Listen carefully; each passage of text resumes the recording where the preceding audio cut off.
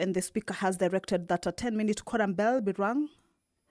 This is as provided for in the House Standing Order number 34, paragraph 1 at the commencement of the House. If the quorum is not present, then a quorum bell shall be on for 10 minutes, just to give room to members who may be within the precincts of Parliament to at least hasten their steps and be able to join their colleagues inside the chamber, and also enable the House attain that much-needed quorum, or raise that much-needed quorum for it to be able to commence the business that is lined up for consideration during the House sitting. So this afternoon, as we wait for the members to correct, we shall continue to take a look at the priority business that is lined up for consideration. The Kenya Roads Amendment Bill, a bill originating from the National Assembly, lined up for consideration. It is a bill that is at its second reading stage, so debate will continue this afternoon.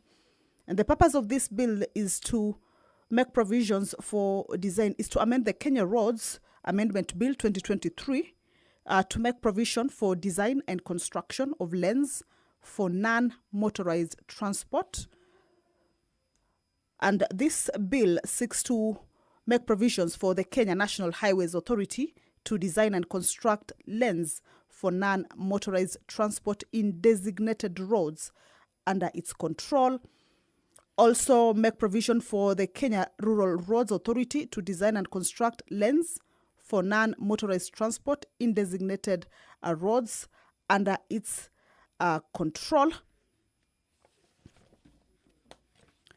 And at the same time, also design and construct lanes for non-motorized transport in designated roads under its control. Also further to make provisions for county governments in the implementation of non-motorized transport infrastructure provision such as sidewalks, pedestrian crossings, and cycle lanes as part of its responsibility. This bill also seeks to empower the road agencies to design and construct lanes for non-motorized transport. So this bill, debate on it already kicked off on the floor of the House. In this afternoon, once that quorum is attained and business kicks off, then this business will be considered as part of the priority business that has been lined up for consideration. A motion moved by the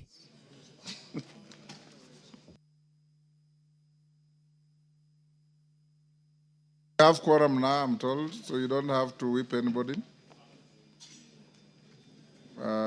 Clerk. Order number 1, administration of oath. Order number 2, communication from the chair. Members on their feet, take your seats. The nearest seat, Wamboka.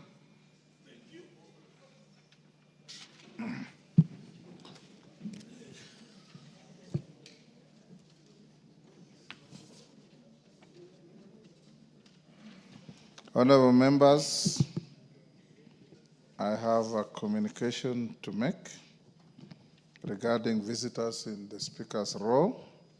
I wish to introduce to you a delegation comprising members of the Portfolio Committee on Energy and Power Development from the Parliament of Zimbabwe, who are seated in the Speaker's row. They are the Honorable Vincent Silabo, MP, Head of Delegation, the Honorable Libion Sibanda, MP, Member, the Honorable Brown Ndlovu, MP, Member, the Honorable Wilson Mafosa, MP, Member, and the Honorable Philip Guyo, MP, Member. Honorable members, the delegation, accompanied by 2 officers, is in the country on a benchmarking visit for sharing of experiences and best practices in the field of renewable energy. On my behalf and on that of the House, I welcome them to Parliament and wish them fruitful engagements during their stay in the country. I thank you.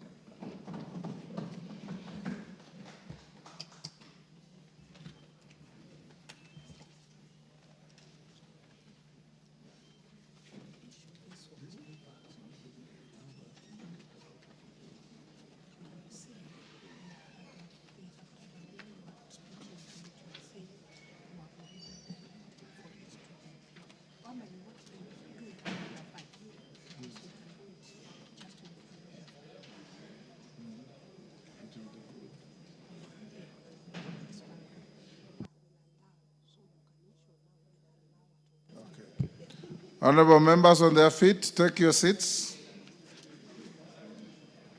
Take the nearest seat, Jematia. You don't have to race across the floor.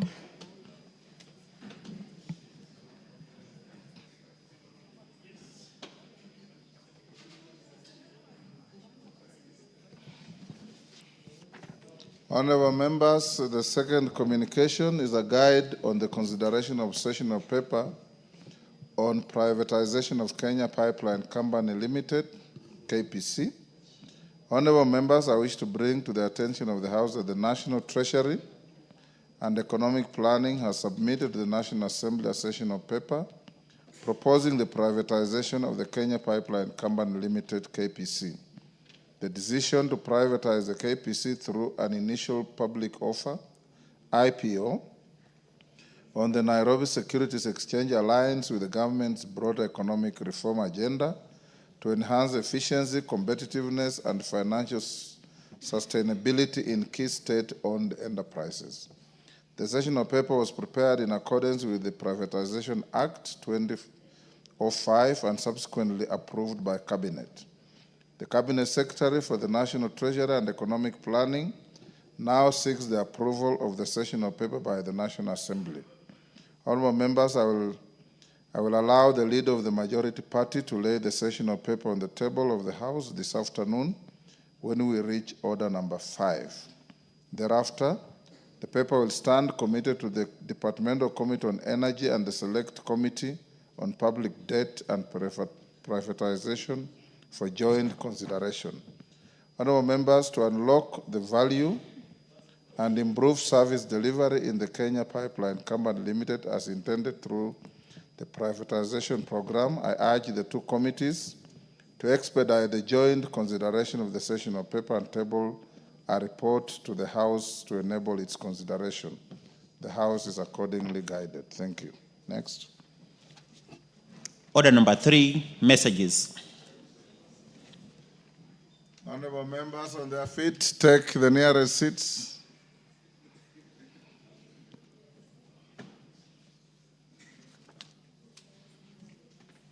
Honorable members, I have 3 short messages to deliver to the House. The first message is a message from His Excellency the President on nomination of persons for appointment as chairperson and member of the National Police Service Commission. Honorable members, pursuant to the provisions of Standing Order 42.1, I wish to report to the House that I have received a message from His Excellency the President regarding the nomination of persons for appointment as chairperson and a member of the National Police Service Commission. In the message, honorable members, His Excellency the President conveys that in exercise of the powers conferred by the provisions of Section 6.5 of the National Police Service Commission Act, Cap 85, he has nominated Dr. Amani Yuda Komora for appointment as the chairperson and Ms. Angeline Yaimiton Siparo as a member of the National Police Service Commission. The President now seeks the approval of the nominees by this House. Honorable members, Standing Order 45 provides that upon receipt of a notification of nomination for appointment, such nomination shall stand committed to the relevant departmental committee for consideration. In this regard, I hereby refer the message from His Excellency the President together with the CVs, the report of the selection panel, and other testimonials of the nominees to the Departmental Committee on Administration and Internal Security for consideration.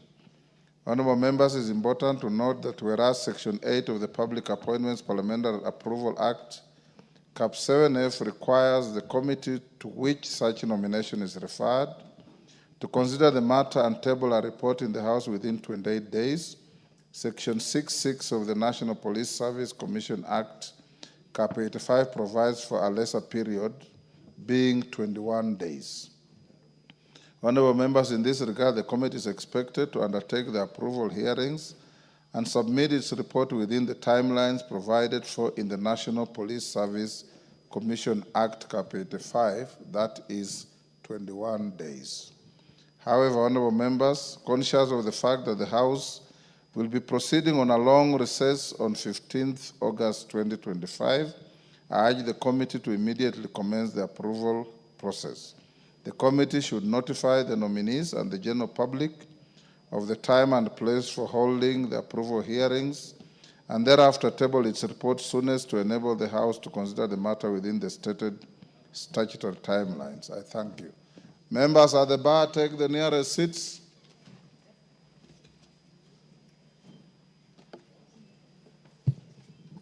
Take the nearest seats.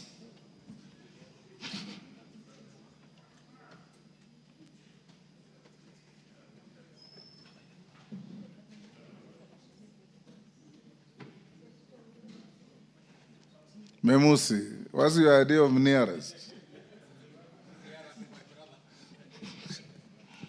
Honorable members, there's a second message from His Excellency the President on nomination of a person for appointment as the chairperson of the Kenya National Commission on Human Rights.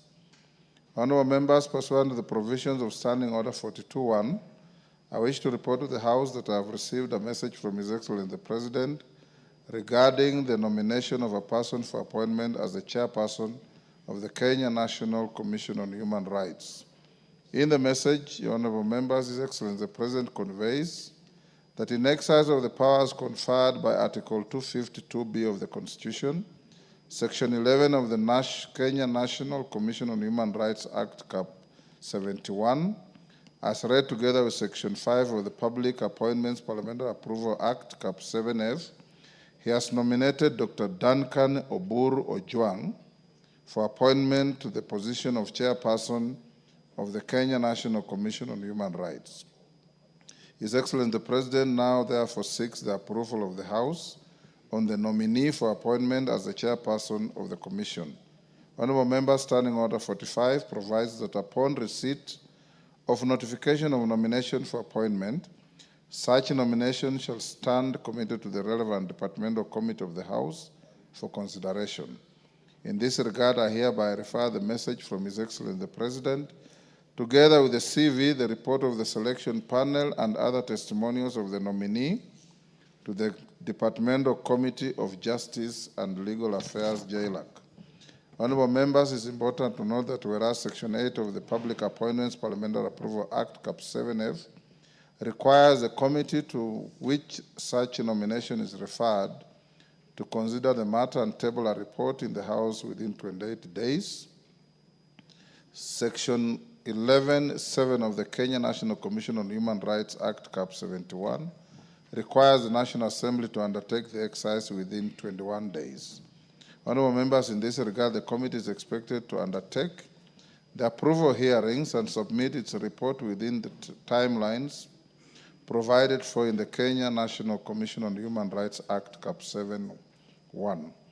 However, honorable members, conscious of the fact that the House will be proceeding on a long recess on 15th August 2025, I urge the committee to immediately commence the approval process. The committee should notify the nominee and the general public of the time and place for holding the approval hearing, and thereafter table its report soonest to enable the House to consider the matter within the stated statutory timelines. I thank you. Members at the bar, take the nearest seats. Kisairo, the nearest seat.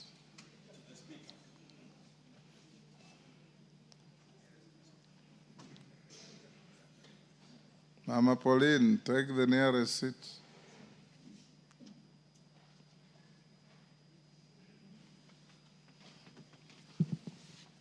Only one member seemed to understand what nearest meant.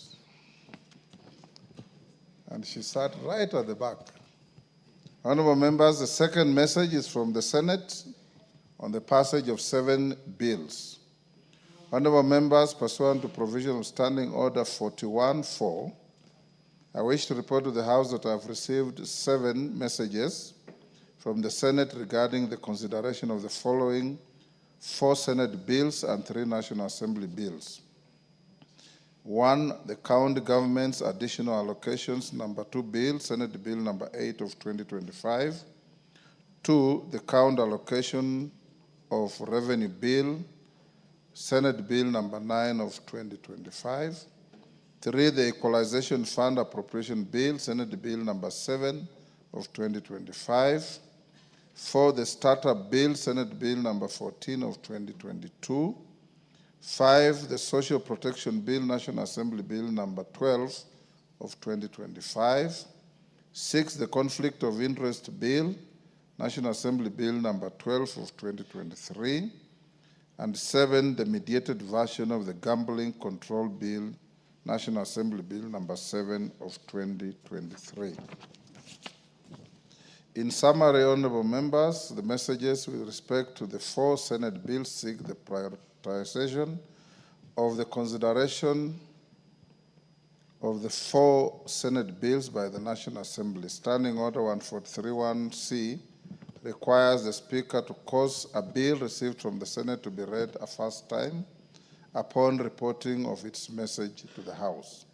Indeed, you recall that the count allocation of Revenue Bill, CARA, Senate Bill number 9 of 2025, and the count government's additional allocation number 2 bill, Senate Bill number 8 of 2025, were read a first time on 31st July 2025. The 2 bills therefore stand committed to the Budget and Appropriations Committee for consideration. The House Business Committee has prioritized the 2 bills for consideration by the House tomorrow. Honorable members, with respect to the message on the Equalization Fund Appropriation Bill, Senate Bill number 7 of 2025, I direct the clerk to schedule the bill for first reading when the House sits next. However, you will recall that on 30th July 2025, this House passed the Equalization Fund Appropriation Bill, National Assembly Bill number 21 of 2025, following which I referred it to the Senate for consideration. Noteworthy, the 2 bills seek to achieve a similar objective. In this regard, the House is to await the recommendations of the Budget and Appropriations Committee on how to proceed with the bill. Honorable members, on the Senate's rejection of the National Assembly amendments regarding the Startup Bill, Senate Bill number 14 of 2022, the bill now stands committed to a mediation committee pursuant to the provisions of Article 112 2B of the Constitution.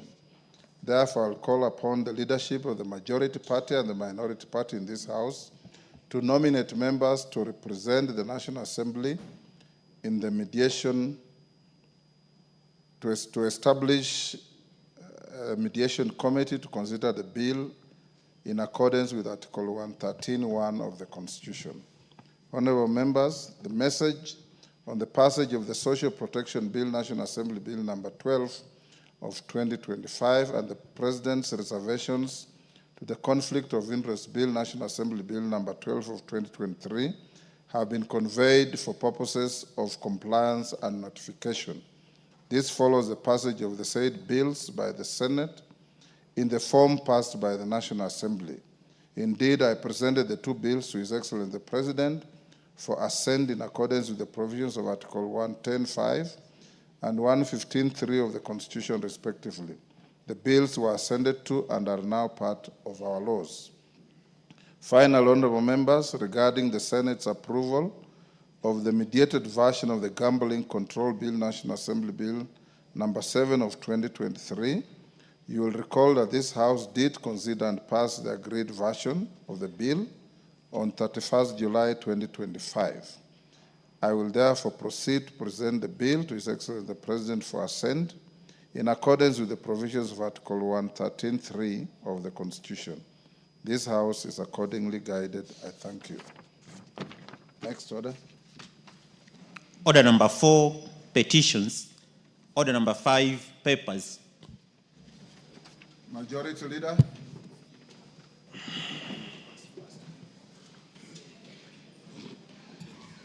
Thank you, Honorable Speaker. Honorable Speaker, this Tuesday afternoon, Honorable Speaker, I beg to lay the following papers on the table of the House today, Tuesday, August 5th, 2025.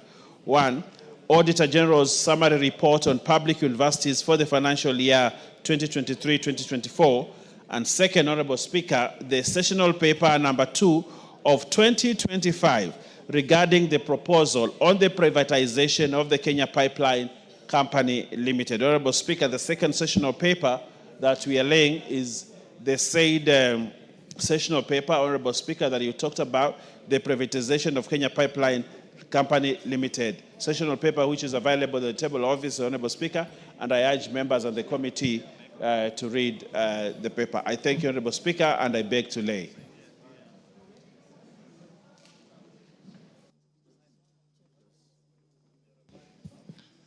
Thank you, Chairperson, Special Funds Accounts Committee, Mama Migori.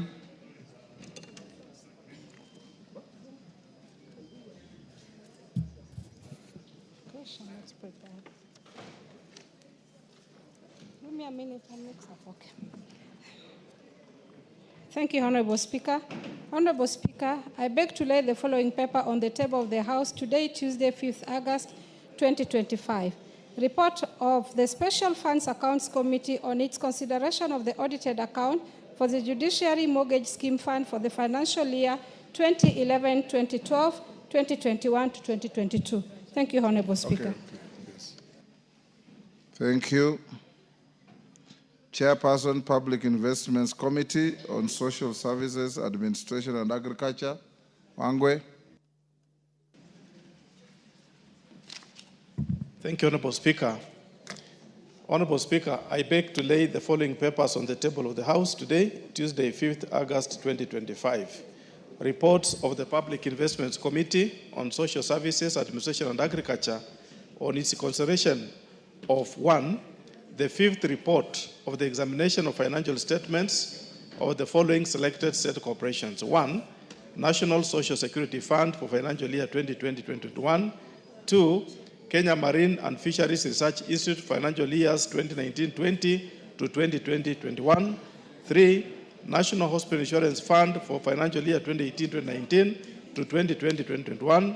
And 4, Kenya Broadcasting Corporation for financial years 2013-14 to 2018-2019. 2, the 6th report of the examination of financial statements of the following selected state corporations. 1, Agrochemical and Food Company Limited, financial year 2015-16 to 2016-17.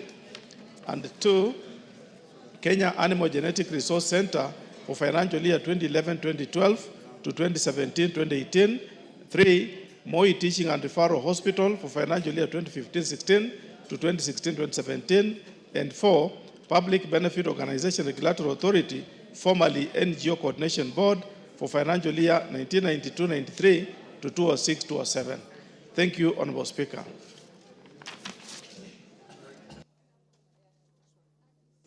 Thank you, members. Before we go to order number 6, allow me to acknowledge in the Speaker's Gallery, Safa School from Garissa Township, Garissa, Mau Secondary School from Kuresoi, North Nakuru,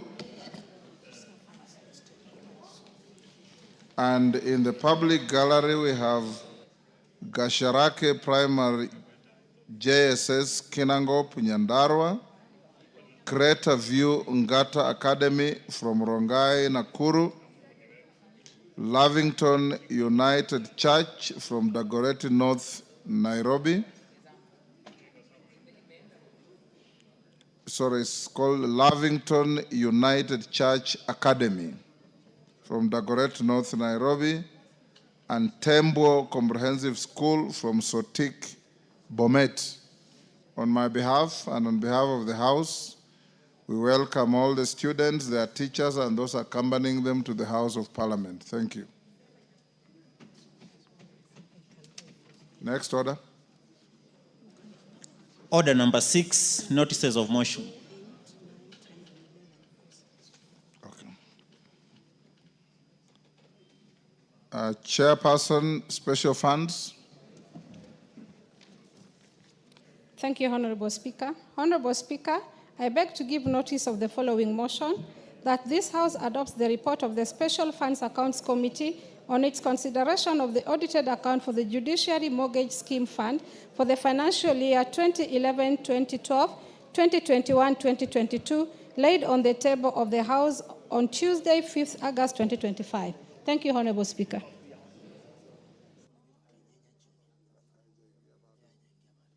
Thank you, Fatuma.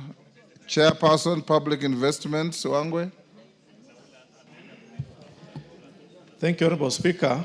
Honorable Speaker, I beg to give notice of the following motion that this House adopts the 5th report of the Public Investments Committee on Social Services, Administration and Agriculture on its examination of financial statements of the following state corporations laid on the table of the House on 5th August 2025. 1. National Social Security Fund for financial year 2020-21. 2. Kenya Marine and Fisheries Research Institute financial year 2019-2020 to 2020-2021. And 3. National Hospital Insurance Fund for financial year 2018-2019 to 2020-21. And 4. Kenya Broadcasting Corporation for financial year 2013-2014 to 2018-2019. 2. Honorable Speaker, I beg to give notice of the following motion that this House adopts the 6th report of the Public Investments Committee on Social Services, Administration and Agriculture on its examination of financial statements of the following state corporations laid on the table of the House on 5th August 2025. 1. Agrochemical and Food Company Limited for financial year 2015-2016 to 2016-2017. 2. Kenya Animal Genetic Resource Center for financial year 2011-2012 to 2017-2018.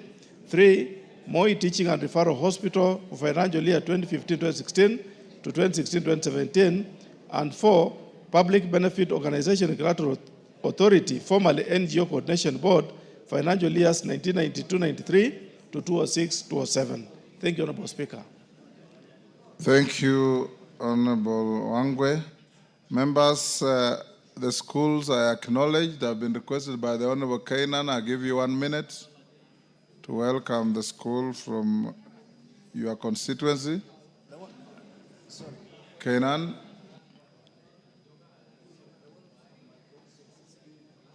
Yet. They haven't come. I'm told they're in the next lot. Okay. But there's no harm in welcoming this one. Go ahead. 1 minute. Thank you, Mr. Speaker. I know the next group will have Elders Girls Secondary School. But may I take this opportunity, Mr. Speaker, because I've seen students from Fava Girls School from Garissa and many other students to welcome them to Parliament. This is the house where critical decisions concerning our country is made. Welcome. See your legislators. This is their workstation. And I'm sure as you grow, this is where you belong to. Welcome to Parliament. Thank you. Members, before we go to order number 7, let's dispose of orders 8, 9, and 10. Clerk. 9, 8, 9, 10, and 11. Order number 8, motion, consideration of the Public Finance Management, Public Officers and Medical Fund Regulation 2024, question to be put. Members on their feet, take your seats. Sirma, take your seats.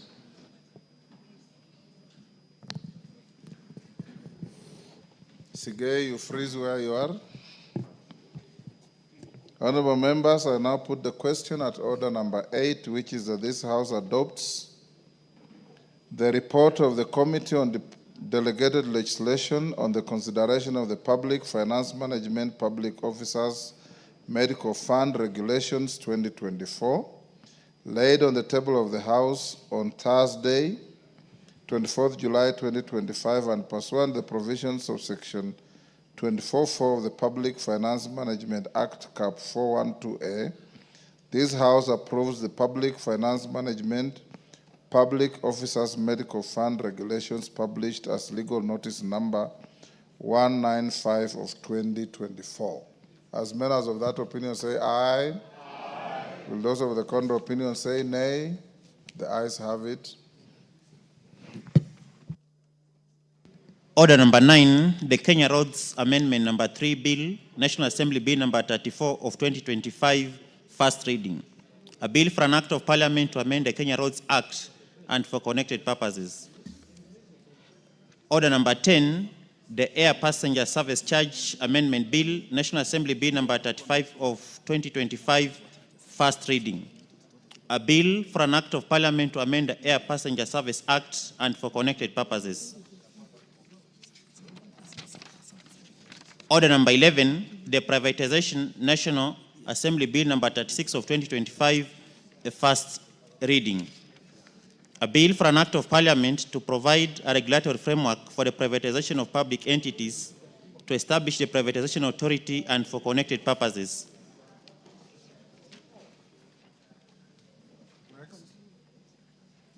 Order number 7, questions and statements.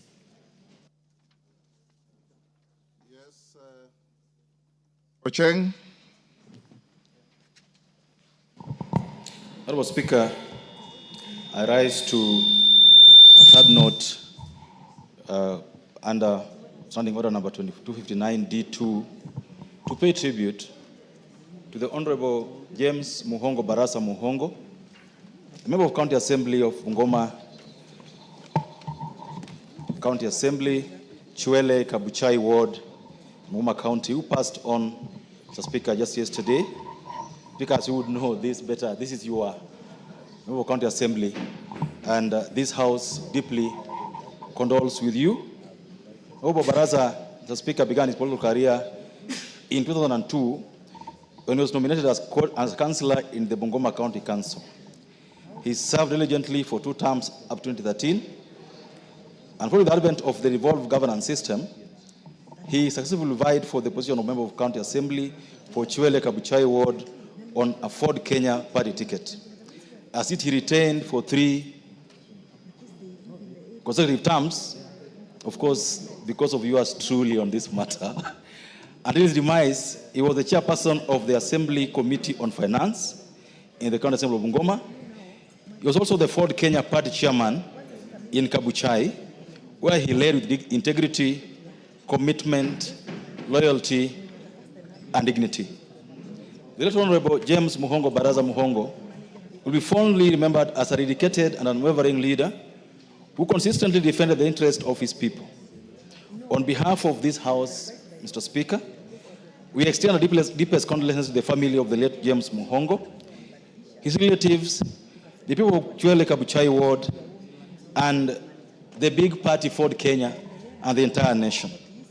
Honorable Speaker, additionally, members, you remember that 2 years ago, the Honorable Speaker read to us a very moving history of a member of staff of our parliament, Ms. Lucy Wanjohi, who had served parliament in the Hadsad department for over 30 years.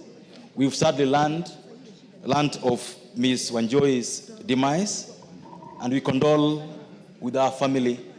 May God give them strength this difficult time. Furthermore, Mr. Speaker, we also learned of the demise of Mr. Nzioki Mbiuva, who also retired recently from parliament service and who unfortunately has passed on just after his retirement. Mr. Speaker, this House condoles with the families of these retired officers of parliament, and may their souls rest in peace. Thank you. Thank you, Honorable Ocheng. Honorable members, you recall Lucy Wanjohi. She served this House diligently for a very long time and retired 2 years ago. Unfortunately, she passed on yesterday, but a terrible loss to her family.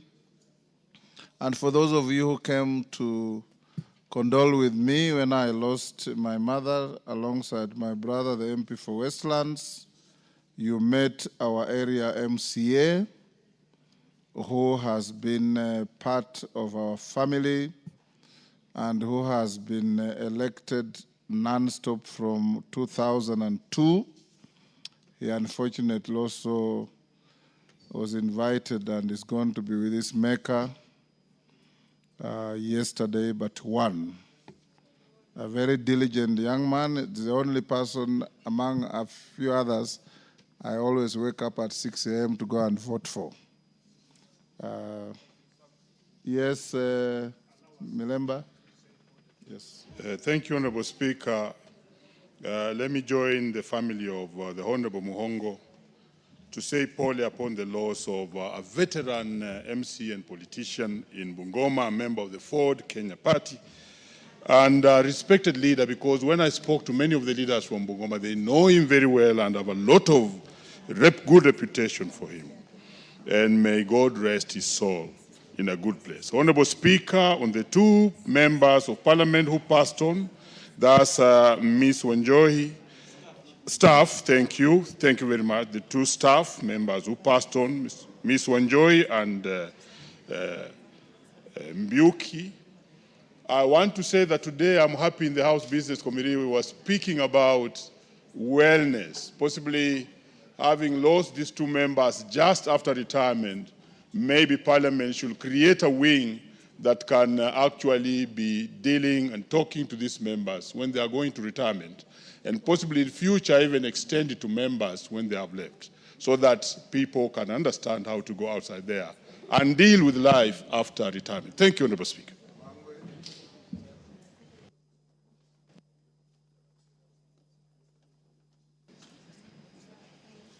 Thank you, Honorable Speaker. Honorable Speaker, on behalf of the great people of Navaholo and on behalf of myself, allow me, Honorable Speaker, to convey my heartfelt condolences to you and the entire Kabuchai community.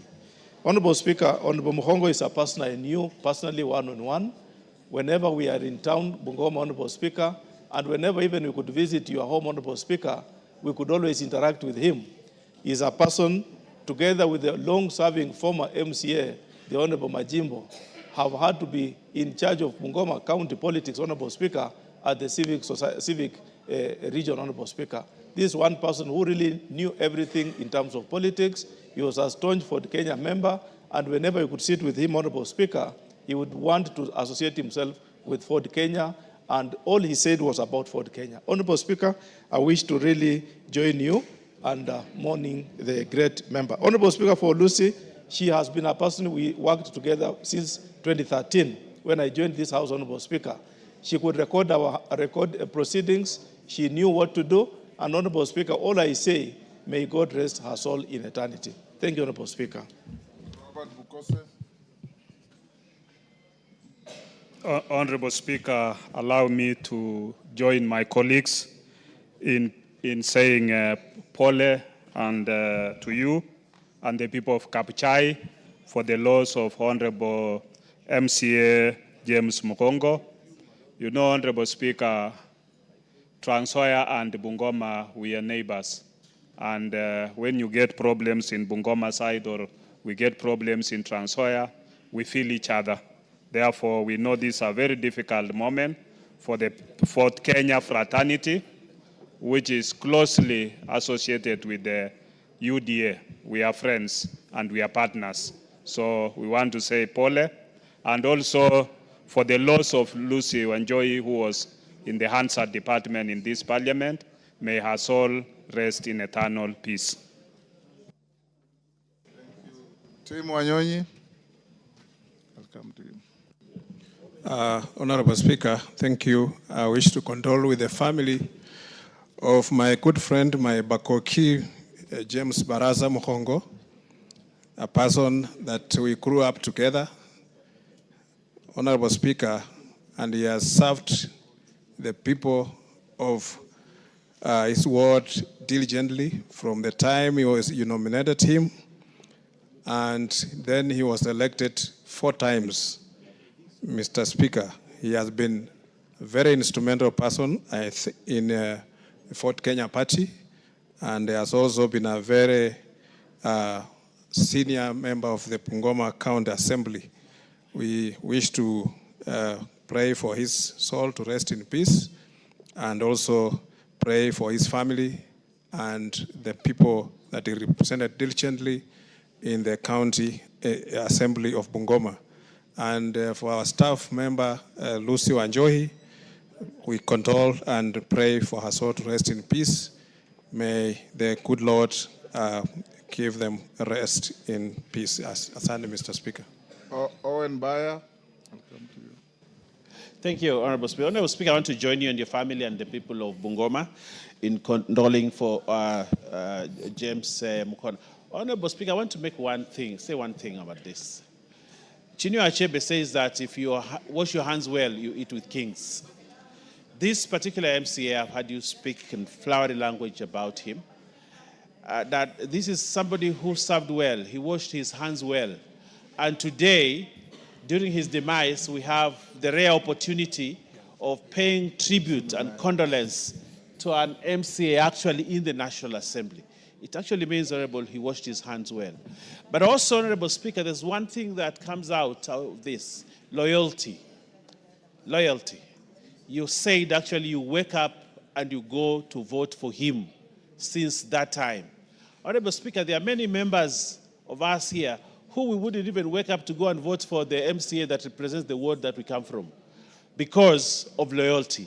Or even you as Speaker, you have a member who is a member of your National Assembly from your constituency, and probably you wouldn't go to vote for him because of lack of loyalty. As politics has two things, interest and loyalty.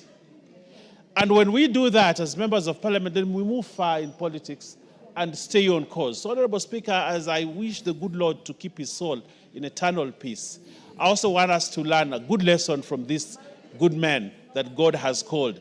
That one, loyalty, and two, washing your hands to eat with kings. I thank you, Honorable Speaker, and I wish that God rest his soul in eternal peace. Thank you. Makale Mulu. Yeah, thank you so much, Honorable Speaker. Honorable Speaker, I also want to join my colleagues in conveying my sincere condolences on behalf of myself and on behalf of the good people of Kitui Central to the three families. The family of the MCA Kapchai, the family of Luswa Joy, and the family of Mr. Zioki, the two of them were staffers of the parliament. Honorable Speaker, it's unfortunate that we just lost the two staff members after their retirement, because this is the time they should have been serving themselves and their community. But the good Lord decided to invite them, and they accepted the invitation. So, Honorable Speaker, may their souls rest in eternal peace. Thank you so much. Maungu. Thank you very much, Honorable Speaker, for the opportunity. Allow me to join my colleagues and the great people of Kapchai in sending my condolences on my own behalf and that of the great people of Luanda following the sudden loss of Mheshimiwa James Mukhwana of Kabuchai. Honorable Speaker, I did interact with the late once or twice when I visited Bungoma, and I found him to be a man who was very warm, very welcoming, and quite humble. And therefore, to the great people of Kabuchai, I say pole for the great loss. I say pole to the family for the great loss. Yes, and to you, Mr. Speaker, because you've lost a chairman of Fort Kenya in the ward. Also, Mr. Speaker, I didn't have an opportunity to meet Lucy, but from what I'm hearing that Lucy was a great lady who worked in this bunge, I actually say that may her soul rest in peace, and great pole to the family. Thank you so much. Thank you, Maungu. Ferdinand Wanyonyi. Mr. Speaker, may I take this opportunity to pass my personal condolence to the family and the people of Kapchai for the passing on of, I call him my brother, James Barasa, because I knew him personally very well. We've had the elections there, and actually he has interacted with the people and was a very straightforward person. I think we're going to miss somebody in the party, and being a deputy party leader for the Kenya, and we have people from Trans Nzoia, we want to say pole to the family, and may his soul rest in peace. Thank you. Thank you. We can stop there. Thank you very much, David Ocheng, for bringing to the floor the matter of Lucy, James, and the other officer. Like I said, James Barasa Muhongo, was more than my MCA. He was like a son, he was like a kid brother, and he was always part of our life. May their souls rest in eternal peace. Next, Chairperson Select Committee on NGCDF, Musa Sirma.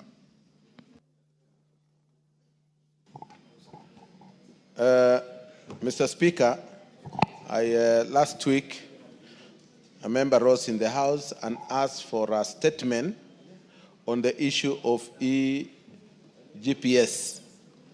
Mr. Speaker, on introduction, is the government of Kenya, through the National Treasury, has embarked on the full-scale implementation of the e-government procurement system in alignment with the Public Procurement and Asset Disposal Act 2015 and its attendant regulations 2020. The directive aims to enhance transparency, accountability, fairness, equity, equality, cost effectiveness, and efficiency in public procurement processes across all levels of government. The status of implementation, Mr. Speaker, the significant progress has been made in the rollout of the eGPS platform. Supplier and procuring entity onboarding, the National Treasury has successfully onboarded both suppliers and procuring entities into the eGPS platform, creating a centralized digital system for all procurement activities. On the capacity building, targeted training has been conducted for cluster groups across both the national and county governments. These training sessions are ongoing to ensure that all stakeholders are fully conversant with the operational functionalities of the system. On engagement with the board, Mr. Speaker, the National Government Constituency Development Fund Board has actively engaged both the Public Procurement Regulatory Authority, that is PPRA, and the National Treasury. These engagements have helped highlight the unique operational structure of the fund in relation to eGPS and integration. In the consultative dialogue, Mr. Speaker, the board is awaiting a high-level consultative meeting with the National Treasury to ensure that the unique requirement of the NGCDF are adequately incorporated into the eGPS framework. This includes tailoring specific modules to reflect constituency-based projects implementation. On the nationwide rollout to constituencies, the NGCDF board is consulting with the National Treasury with a view of training and onboarding all the 290 constituencies into the eGPS platform. This phased approach will ensure effective adoption and seamless transition from manual to electronic procurement. Mr. Speaker, the Office of the President and National Treasury, via circular reference OP/CAB 62A and reference NT/PPD/1/3/14, volume 4, dated 5th of June 2025 and 26th March 2025 respectively, communicated the transition to the roll to and roll out of the Government of Kenya end-to-end electronic government procurement system from the 1st of July 2025. Effective 1st of July, it is expected that all procurement proceedings, including those processed through the use of framework agreement contracts for financial year 2025-2026 going forward, shall be carried out through the eGPS. Benefits of the eGPS system. The eGPS system offers numerous strategic and operational advantages. Transparency and accountability. All procurement processes are logged and traceable, minimizing the risk of corruption and manipulation. Efficiency and timeliness.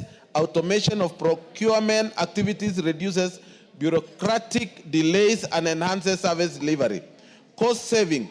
Digital transaction reduce paperwork, printing, and administrative overheads. Improve supplier access and competition. The platform opens up procurement opportunities for a wider pool of suppliers, particularly SMEs, enhancing competitiveness and value for money. Real-time monitoring and reporting. The system supports real-time analytics and dashboard that aids in decision-making and oversight by Parliament and other oversight bodies. Auditability and compliance. The EGPS provides a structured audit trail and ensures adherence to procurement regulation and threshold. In conclusion, Mr. Speaker, in order to comprehensively address the concern on the effects of transitioning to EGPS on the operation of NGCDF, the National Assembly Select Committee on NGCDF intends to invite the Principal Secretary, National Treasury, to come and shed more light on the pertinent issues. Mr. Speaker, I think most of the constituencies or the CDFCs, the procurement entities are, yes. I wanted to give a better explanation also. Mr. Speaker, thank you, and that's the statement. Thank you. Yeah?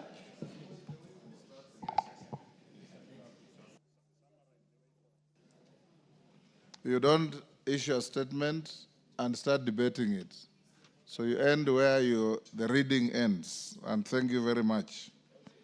Honorable members, we have Hold Donya. I want to acknowledge in the public gallery, Kenyenye Junior School from Bomachoge, Kisii, Disciples of Mercy Junior School from Kisumu East, Kisumu, Kapsere Academy from Keio South, Elgeyo Marakwet, and in the Speaker's Gallery, Kamaget Secondary School from Chepalungu, Bomet. I've been requested by a few members, I'll give them a minute each, starting with Shakil, after Shakil, Barongo, after Barongo, Mandazi. 1 minute each. Thank you, Honorable Speaker, sir. Honorable Speaker, it's a great honor for us to welcome the Disciples of Mercy. The children are here, 71 of them from Kisumu East. And as a Member of Parliament, I'm very pleased that they've been able to make it here to see for themselves what Parliament does. Thank you very much, and we welcome Disciples of Mercy, Kisumu East, to Parliament. Thank you.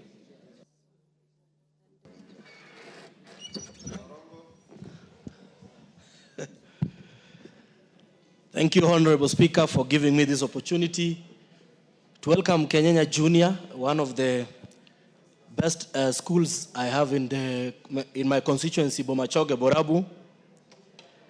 I want to congratulate you for continuing to post excellent results in your academics. And I want to ask you to continue to dream big, to use this experience and this visit here to continue to work hard and to ready yourselves for the leadership that awaits you of our great country. Thank you so much, Honorable Speaker and the Clerk's Office, for facilitating this visit. I hope you continue to enjoy the rest of your visit within the Parliament chambers. Thank you so much, Honorable Speaker. Mandazi, Honorable Mandazi. Yeah, thank you so much, Honorable Speaker. Allow me as well to appreciate you for the opportunity to welcome the students who have come to visit Parliament. And specifically, Speaker, in your gallery, allow me to welcome Kamaget Day Secondary School from Chepaluku constituency in Bomet County. This school is a day school, Mr. Speaker, and as a large population, it's one of the day schools that is known for discipline. It's one of the day schools that is known for great performance, as indicated by a good number or a population. So, Speaker, allow me to join my colleagues in welcoming all students and to as well wish all the students from Chepaluku constituency, together with Kamaget who are here today, who are preparing to sit for the exams in their third term. And to that also, Mr. Speaker, allow me to extend my best wishes to all the Form 4s who are sitting for the exams later this year. Thank you, Honorable Speaker. Thank you on my behalf and on behalf of the House. We welcome all the students, their teachers, and those accompanying them to the House of Parliament. Omboko Milemba. Honorable Speaker, thank you. I rise on a point of order. Really, now that the students are actually in Parliament and the teachers, now we have the drama national festivals in Meru. And ordinarily, Honorable Speaker, the schools that qualify for drama at that level are sponsored by regional organizations of the Ministry of Education. But as it is now, honorable members, all those schools in your constituencies don't have facilitation to travel to Meru. And there's no communication from the Ministry of Education whatsoever. Yes, last week, we were talking about capitation in schools. Honorable Speaker, of the capitation that goes to schools, 1,750 is taken and retained in the ministry for the purposes of such functions, including drama and games. Could the chair of education, if it's in the House, or could you please, Honorable Speaker, direct that the Ministry of Education releases those funds to the many schools which are now on the road, ECD students, primary, secondary, struggling to get to Meru without any funds. Thank you, Honorable Speaker.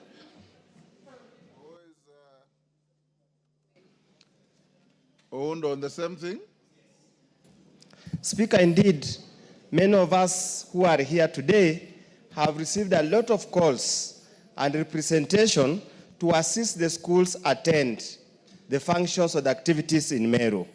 In my constituency, Honorable Speaker, I have a school, specifically Mudiawori Primary School, that is taking about 70 learners to participate in the functions activities in Meru. And they have no money at all, completely nothing. Even up to today morning, they were traveling to Meru, they got stranded, they didn't have enough fuel. We have had to undertake other means of raising funds for that activity. We wonder where the money for activities goes to. Honorable Speaker, there's an emerging bad habit in the education sector from the Ministry of Education, where every single coin that comes to the schools is milked away by the sub-county education office, county education office, regional education office, leaving the schools with literally nothing, Honorable Speaker. We want to request the Committee on Education to seriously review this matter, put to account every single cent that's supposed to come as capitation. It was never supposed to enrich the education officers, education officials, and leave the students and the schools suffering immensely. It's a national shame. It's an embarrassment to have kids as young as 7 years, 8 years, getting stranded, going to live very inhumane conditions when they go to represent their schools, to showcase the talent of this country. Honorable Speaker, we need your intervention. Thank you. Chiforomondo, Mangale. Thank you, Mr. Speaker. This issue has come at the right time, where our kids are supposed to go and showcase their talents. But it's so unfortunate that I thought it was an issue which was affecting my constituency, because there are two schools which I know have contributed some money. That is Mwamose Primary School and Menzamonye Primary School. They couldn't actually ferry the kids to Meru. But, Mr. Speaker, the parents are also contributing some money for the activities. The ministry is also sending money for activities. Now, it is so absurd to stand before this House, members are lamenting about the same, that our kids could not be ferried to Meru for the same. Mr. Speaker, this issue needs to be taken with a lot of seriousness, because our kids need to expedite and show their talents. Thank you, Mr. Speaker. Donya. Thank you, Mr. Speaker. Things inform other things. I think, Mr. Speaker, it's a high time we debated on the challenges that are in our schools. Now we are discussing about their facilitation for music festival, Mr. Speaker, but other key issues which affect our learners, Mr. Speaker, are not spoken about. For example, we take our children to school, they are glittering, they are okay. When they come back, their uniforms barely fit them, Mr. Speaker. I don't know if it is the problem with feeding or they are under duress, including the time of waking up, Mr. Speaker. I can tell you for free, I know of a school where they wake up at 3:30 and they've slept at 11 doing their homework. So they are sleeping like 3.5 hours, Mr. Speaker, while we know very well the time one should rest and the time one should be up. That whole confusion, Mr. Speaker, is the one even which has made students to now start banning the schools. They don't want to sit for the exams, Mr. Speaker, because of the pressure which they go through. Until today, 2025, Mr. Speaker, we have learners fetching water from the rivers. You know, this informs this. So we need, Mr. Speaker, to discuss the challenges that our children are facing in various schools so that we can make education conducive for all, Mr. Speaker. Thank you. Owen Bayer. Mr. Speaker, I want to thank the Honorable Lomboko Milemba, being an educationist, and him having raised this is very important. Honorable Speaker, I want to say this, and the issues that have been raised by a professor there, my friend Oundo.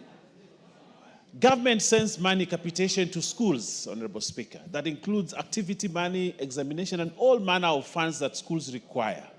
But what happens between the school, the ministry, and in between there, the sub-county education office and the education offices, all money gets wasted and taken away from schools from there. Schools receive money. The first thing, they get a letter from sub-county education office. Please bring 10 shillings per pupil to the education office for activities. Bring 100 shillings at the county education office for this. Bring 300 shillings for the regional office for this. And yet when the time for activity comes, Honorable Speaker, that there is no money to sponsor students. Now they come back to members of parliament and say, we don't have money, we have qualified for nationals or regional. Now members of parliament, please give us money. And yet government sent money. And for, Honorable Speaker, the education committee in this house must investigate this. Because all the time money goes to school is taken away by this education, and they put them in some special accounts, they withdraw the money and feast. And then parents are requested to send money to schools to sponsor activities. Honorable Speaker, as Speaker of this House, a respectable member of this society and of this country, you need to give direction. Direction in the sense that the Committee for Education needs to investigate this matter. Otherwise, our students are suffering. You are told they have reached Kibwezi and they have no fuel for the bus, and you have to send money for the kids to be rescued. The kids are sleeping hungry at the festival. The kids don't have a place to sleep at the festival because education officers who have made it their passion to take away money from schools when it is disbursed. This, Honorable Speaker, must stop as a country. And we are putting so much money in education, but it is not helping learners. It is helping a few disgruntled and a few corrupt education officers, county education officers, regional education officers who are taking away all this money to go to hotels, stay in hotels and hold seminars and all that and finish the money. Honorable Speaker, we need a stop to this matter. Our kids are entitled to attend these festivals, and government can sponsor them and government can give them money for the whole period. Honorable Speaker, as a House, we need to take a position. I thank you. Honorable members, you are the authority. If members of parliament are crying, what will members of the public do? You have the power to summon the minister here or to your committees and prosecute this agenda in his presence and hold him to account. That is what the Constitution and standing orders give you. If you want to call the minister, how many students are in Meru?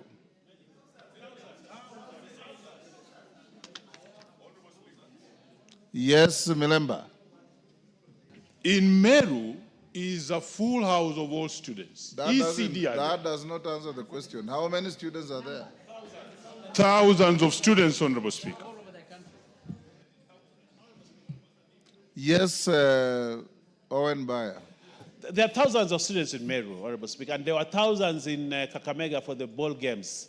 You know, and Honorable Speaker, I think I want to request you and request this House that tomorrow the Minister for Education appears here to actually come and answer and respond to that question. How have students been facilitated to be in Meru, to be taken care of, and to be returned home without having to have those kind of problems? I request you, Honorable Speaker, that the Minister be called to the House. Honorable Owen Bayer, you are the Deputy Majority Leader.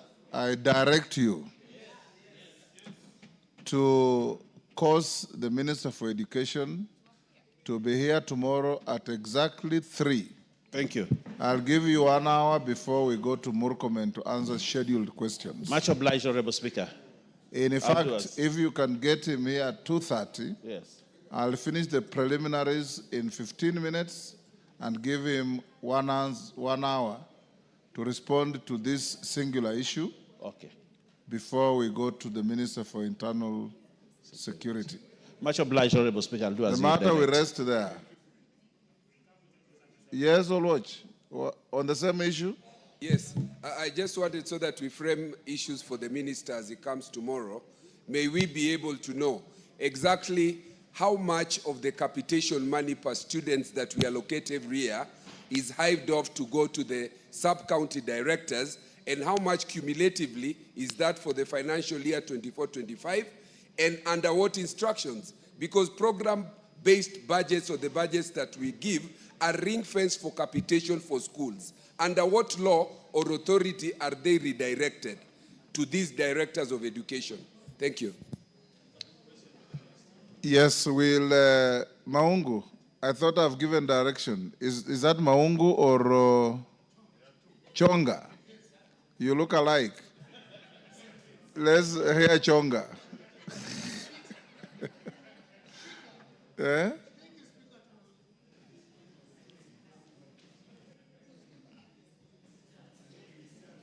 Chonga, there's a microphone on your left.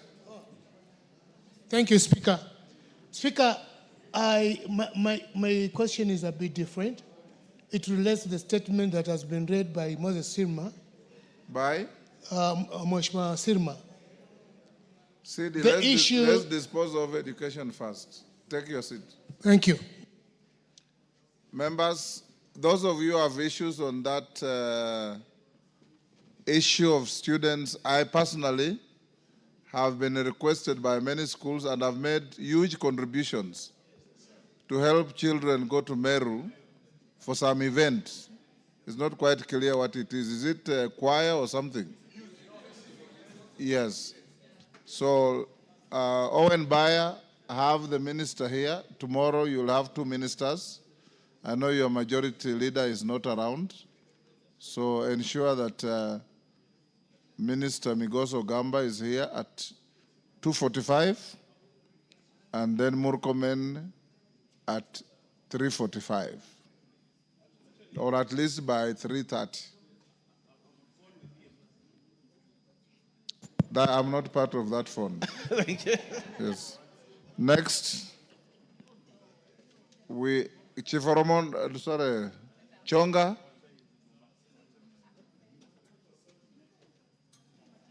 Yes, Chonga. Yeah, thank you, Speaker. I listened to Mheshimiwa Chair, NGCDF, and indeed... Is he here? Yes, he's in. He's in.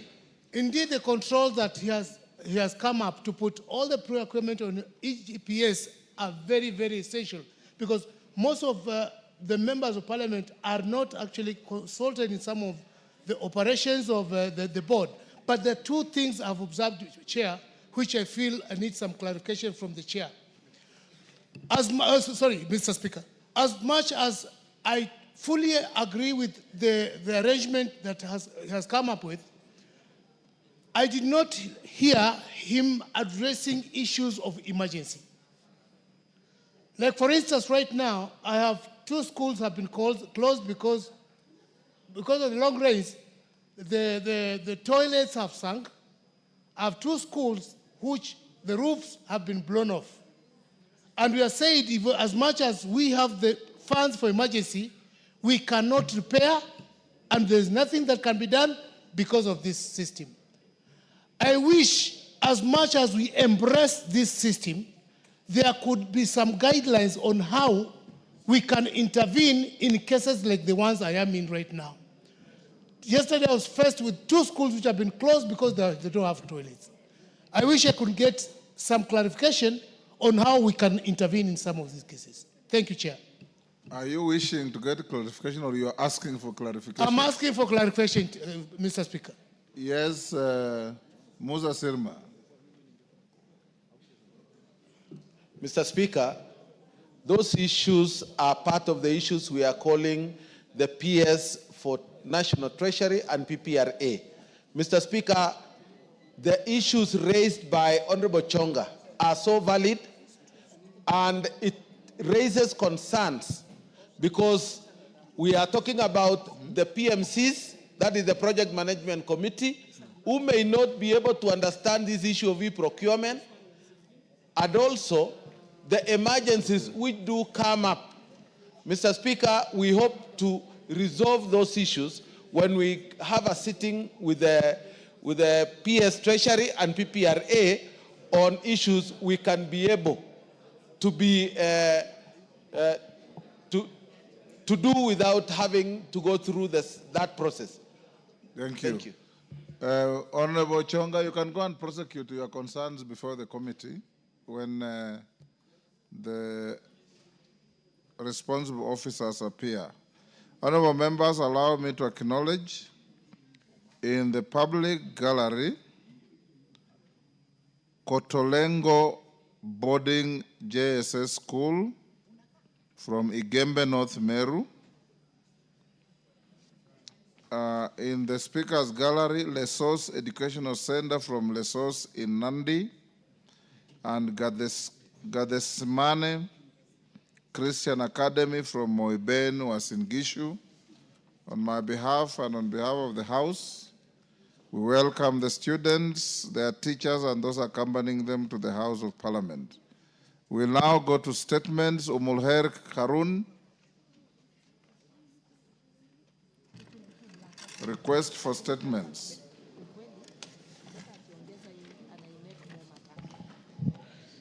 Thank you, Speaker. Honorable Speaker, pursuant to the provisions of Standing Order 44.2c, I wish to request for a statement from the Chairperson, Departmental Committee on Communication, Information, Innovation regarding the allocation and implementation of the Universal Service Fund. Honorable Speaker, the Universal Service Fund was established under Section 84J of the Kenya Information and Communication Act, GAP 411A, and is administered by the Communication Authority of Kenya. The core purpose of the fund is to support the widespread availability of information and communication technology services and to promote capacity building and innovation in ICT across the country. Access to digital and communication services is a critical enabler of socio-economic development. The strategic deployment of the USF aims to enhance digital connectivity in key economic sectors by ensuring equitable access to learning materials, government services, and digital health services, which is especially important in remote and underserved regions. Honorable Speaker, despite these noble goals, there is limited information publicly available on the progress, funding, allocation, and specific areas benefiting from the USF. It is therefore against this backdrop that I seek a statement from the Chairperson of the Departmental Committee on Communication, Information, and Innovation on the following: a detailed breakdown on how the Universal Service Fund has been utilized to date, including financial agreements and collaborations, particularly with the Kenya Power and Lighting Company, specific plans and implementation frameworks that the Ministry is putting in place to ensure equitable access, effective penetration, and sustainability of the USF initiatives, especially in underserved and marginalized regions, and status of the access centers or digital hubs that have been established so far under the Universal Service Fund, with the details on their locations and operational status, particularly in hard-to-reach areas. I thank you, Honorable Speaker. Thank you, Harun. Chair, Communication, Information and Innovation. Any member of that committee? Majority Leader informed the committee chair to bring a response in 2 weeks. But since we are going on recess next week, on the first week upon resumption, Samuel Arama.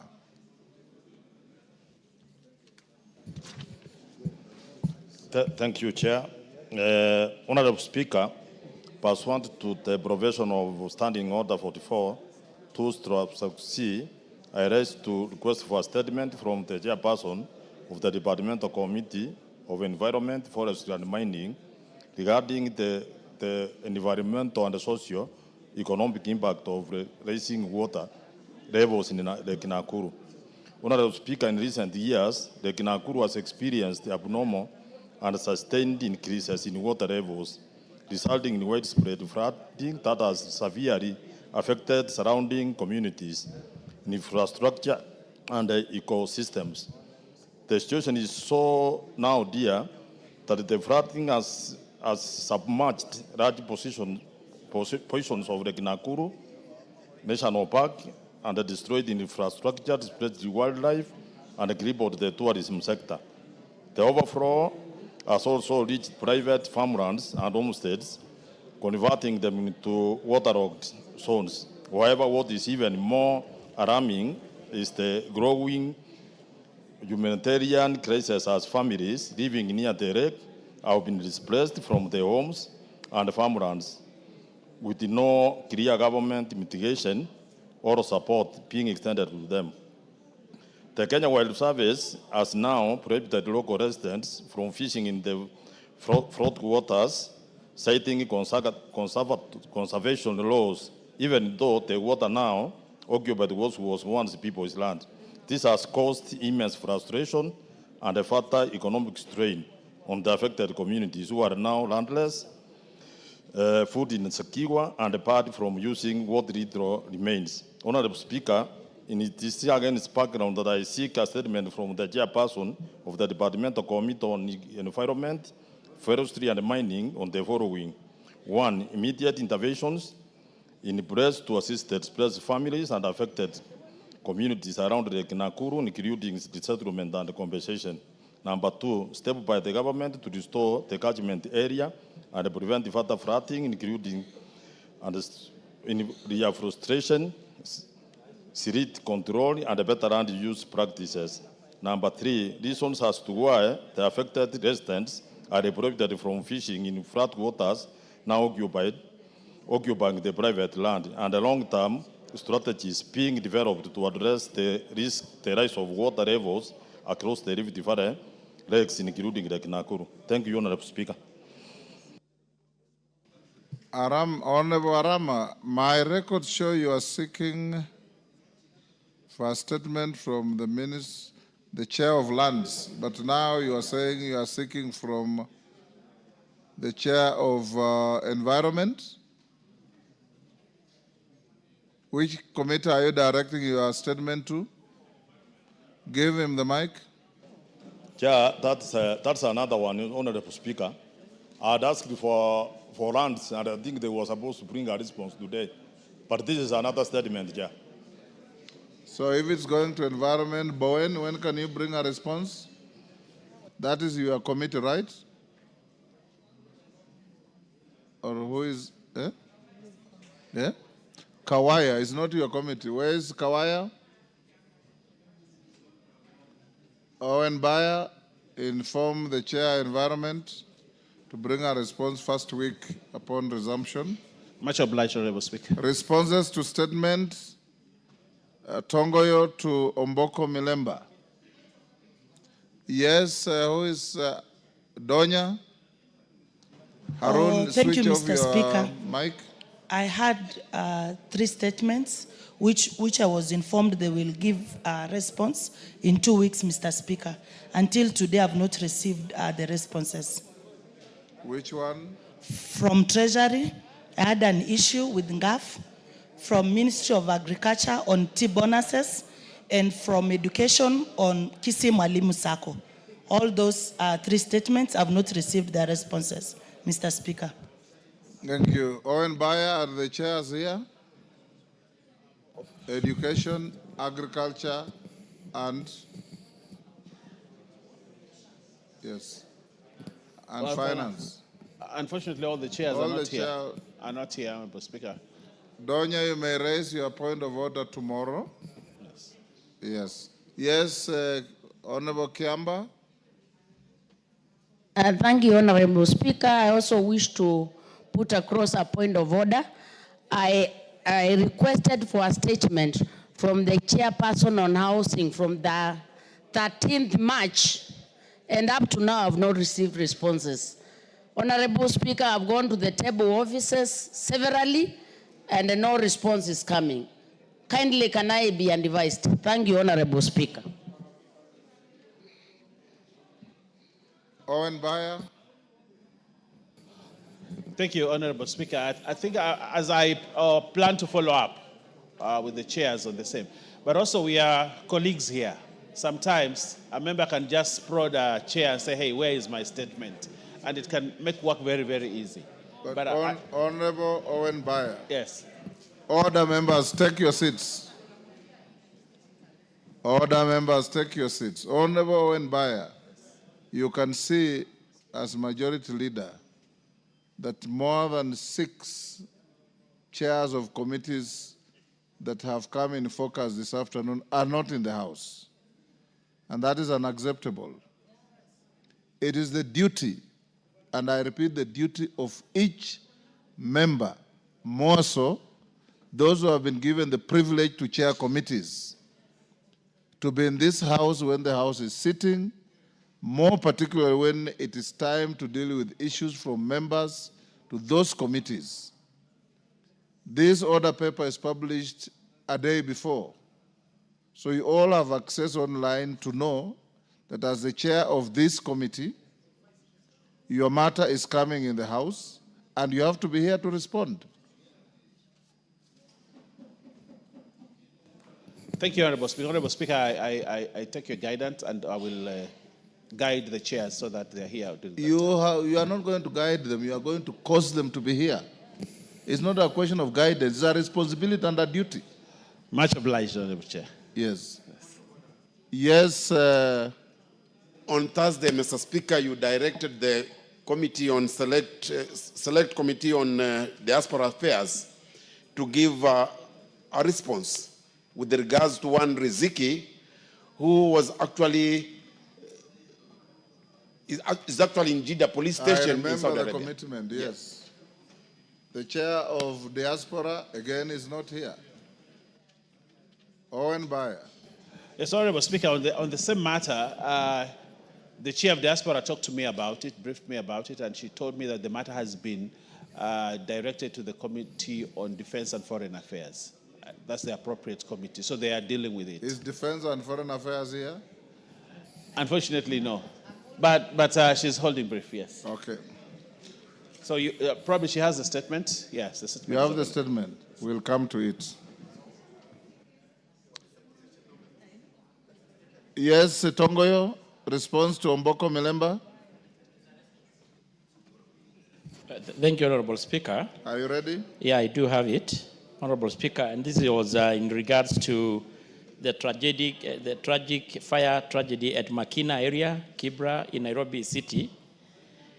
And Honorable Speaker, the member wanted to know the comprehensive report on the cause of fire accident and also the support, if any, given to the extended to the survivors and the steps being taken by the government to expedite the release of DNA. And Honorable Speaker, I need your indulgence in this. This statement was around May around 25th. I mean, that is when actually the incidents happened. Honorable Speaker, given... Sorry, what did you say? You want I'm me saying to you indulge indulge, Honorable Speaker, Yes. because given the urgency of the matter, Yes. of course, we could not wait to this far. I took personal initiative, and the member who is my destimate here, to even actually reach out to the government chemist. We had the DNA released, and ever since the bodies have been buried, and because, of course, the families were going through agony. So I need you to indulge, Honorable Speaker, whether, I know it's still the record of the House, but we had actually covered a big ground with the member here concerning what the member exactly wanted to know. So I don't know whether I still need to read it.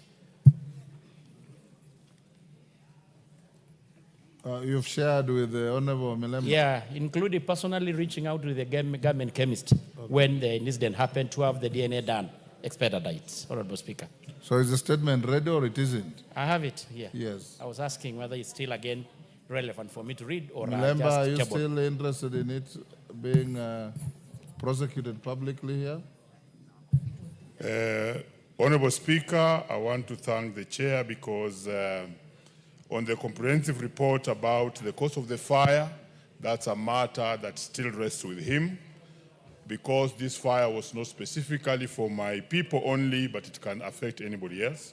But I want to say, Honorable Speaker, on the support for the families, he actually reached out and we were able to be supported not only by the leaderships, but also the president himself gave a lot of support together with the governor of Nairobi, yourself and other people. But I want to report that the disaster management department does not work because the support they promised, they could not do it. On the DNA, I must report that the chair did very well. Sorry, Milemba, you cannot comment on a statement that has not been presented. What I ask you is whether between yourselves you had agreed that it doesn't have to be presented. If it doesn't have to, then you have no business commenting on it. If it has to be presented, then you will be allowed to say what you are legitimately saying. Honorable Speaker, he needs to go ahead and present the statement. To execute this reply. Thank you, Honorable Speaker. Well guided. I was just trying to notify you that much has already been covered. But nevertheless, Honorable Speaker, in response to the said statement, I want to respond as follows. On the 24th May, about 5:30 hours, members of the public reported the outbreak of the fire at Kibra's police station, VIDO bin number 8/24/5 of 2025. On arrival, police officers established that a huge fire was raging and consuming several houses. The officers conducted the National Disaster Management Unit and Nairobi County Fire and Disaster Management Team. The immediate rescue operation were initiated and the area was cordoned off to prevent further danger to the onlookers and the neighboring residents. The Nairobi County Fire and Disaster Management Team arrived shortly, and with their intervention, the fire was successfully put out at around 6:26 hours. Victims who sustained injuries were evacuated to various hospitals by the Red Cross and the private ambulances, while those who succumbed to fire-related burns were taken to Nairobi Funeral Home. Inquiry file number 7 of 2025 was opened at Kibra Police Station and investigation commenced. The DCI crime scene team visited and documented the scene and collected all items of the evidential value for the forensic analysis. The preliminary investigation, Honorable Speaker, established that over 30 temporary dwellings, houses were razed down by the fire, resulting in death of 8 persons, 6 injuries, and disappearance of over 71 persons. And among the 8 deceased were Yvonne Anyonje, Stephen Anyimbo, Abdallah Ajab, Silas Ombima, Harrison Liala, Ernest Ombima, Gertrude Samisi, and Florence Ambani. And the following, Honorable Speaker, are the name of the victim who survived: Sabibu Ibrahim, Aisha Ajab, Leiden Harrison, Abdullah Karim Hussein, Gertrude Zvihigeni, and Charity Eva.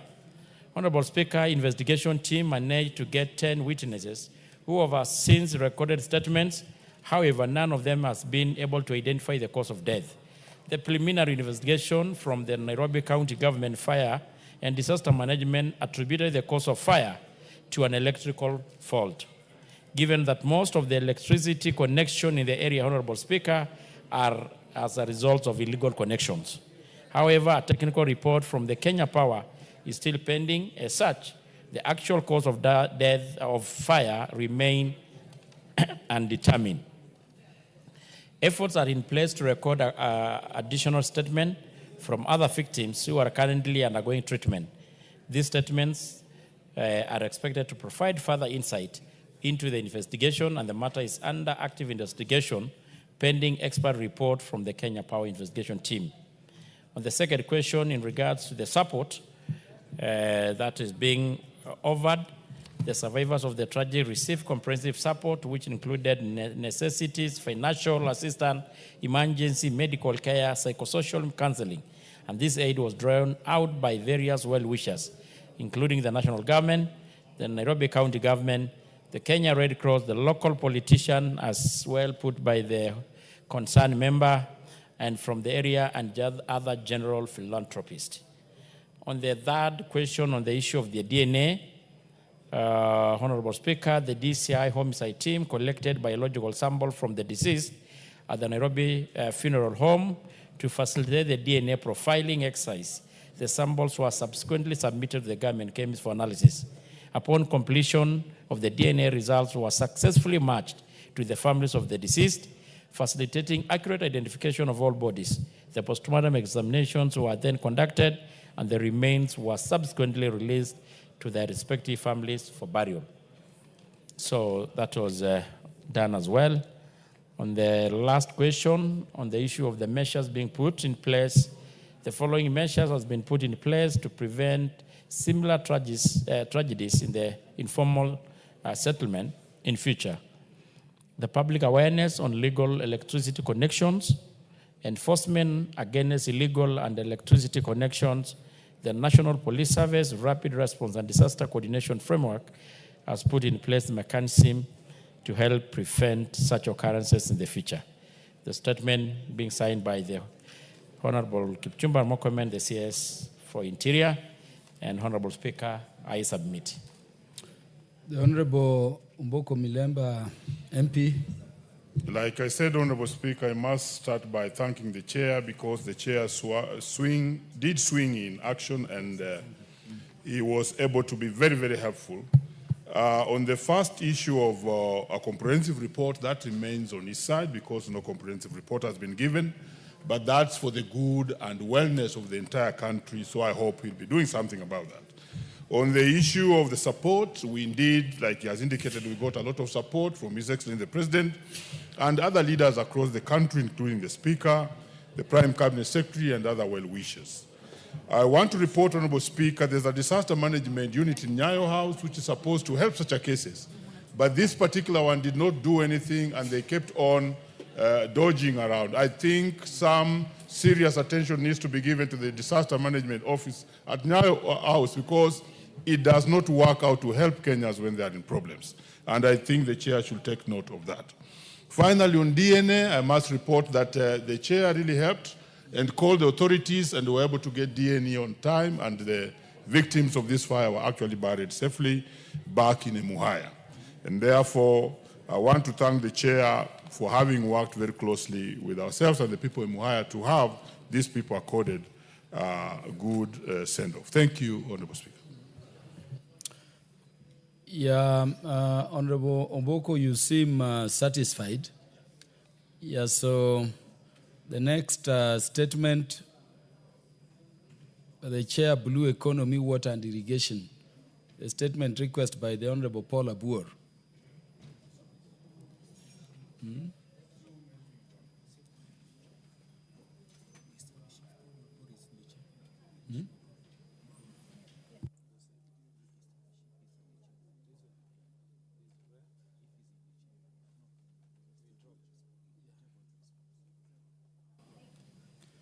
Where is the Honorable Paul Abur, MP for Rongo? Chair, Departmental Committee, Blue Economy, Water and Irrigation. In the absence of Honorable Paul Abur, you will lay the response at the table, unless there is something you critically want to say. Thank you, Honorable Speaker, and most obliged. Yes. So Honorable Abur can be informed to get that response. Next will be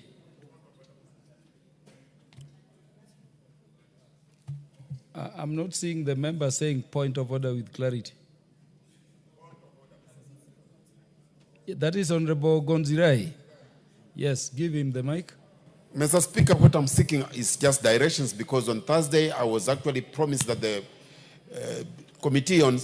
Select Committee on Diaspora and Immigration was supposed to give actually a response to my statement. Now I've been informed that the matter was referred to defense. So,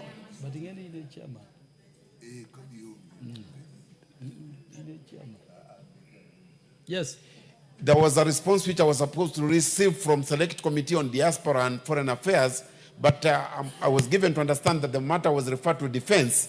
So I want to know actually when should I be receiving this response from the Minister of Defense and Foreign Affairs? Yes, Honorable Gonzirai, I'm not seeing the chair for Defense, Foreign Relations and Intelligence. The Honorable Martha Wangari will represent the chair. Give Honorable Martha Wangari the mic so that we can get the response. Thank you, Mr. Speaker. I was actually just trying to get your attention to what Honorable Gonzirai is speaking to, because it is not Foreign Affairs and Diaspora Workers. It is actually two different committees. So the committee that is supposed to bring the response is the Defense, Intelligence and Foreign Relations.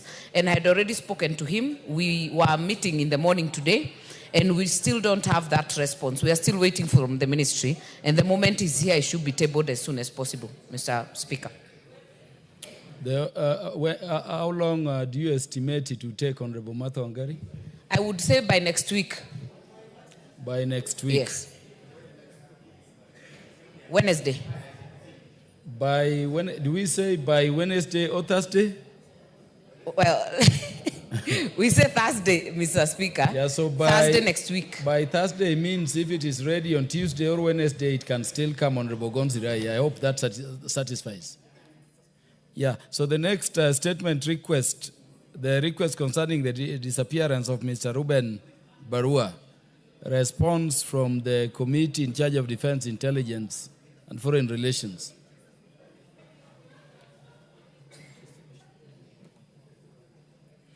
The Honorable Mashua Waitaka is the Honorable member in the House. Is Honorable Mashua Waitaka MP for Kiambu in the House? Then going by tradition and precedent, Honorable Martha Wangari, you will table that report. Honorable Mashua will seek it out. Thank you, Mr. Speaker. The statement is ready. We will table it as directed. And maybe, Mr. Speaker, because I'm on my feet, allow me to welcome the students that you see in the public gallery. They are students from a school called Woodard Secondary School. It is in Morindat Ward, in Gilgil constituency.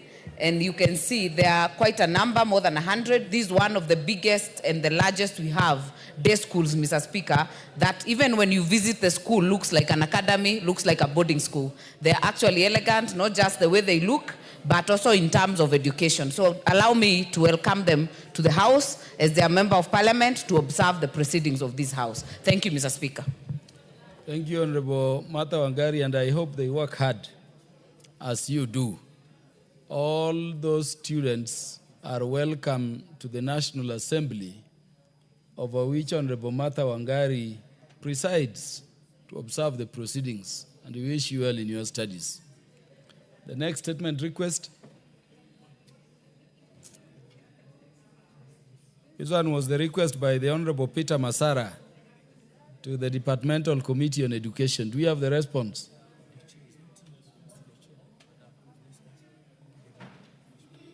Do we have any member representing the chairperson of the Departmental Committee on Education, or the Honorable Clive Gisario? Where is Honorable Peter Masara, MP? Yes, Honorable Peter Masara is present. Please proceed and respond.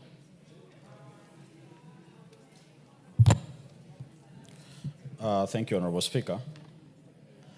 I would like to respond to request of our statement regarding capitation to schools, textbook ratio, and early childhood education program sought by Honorable Peter Masara MP.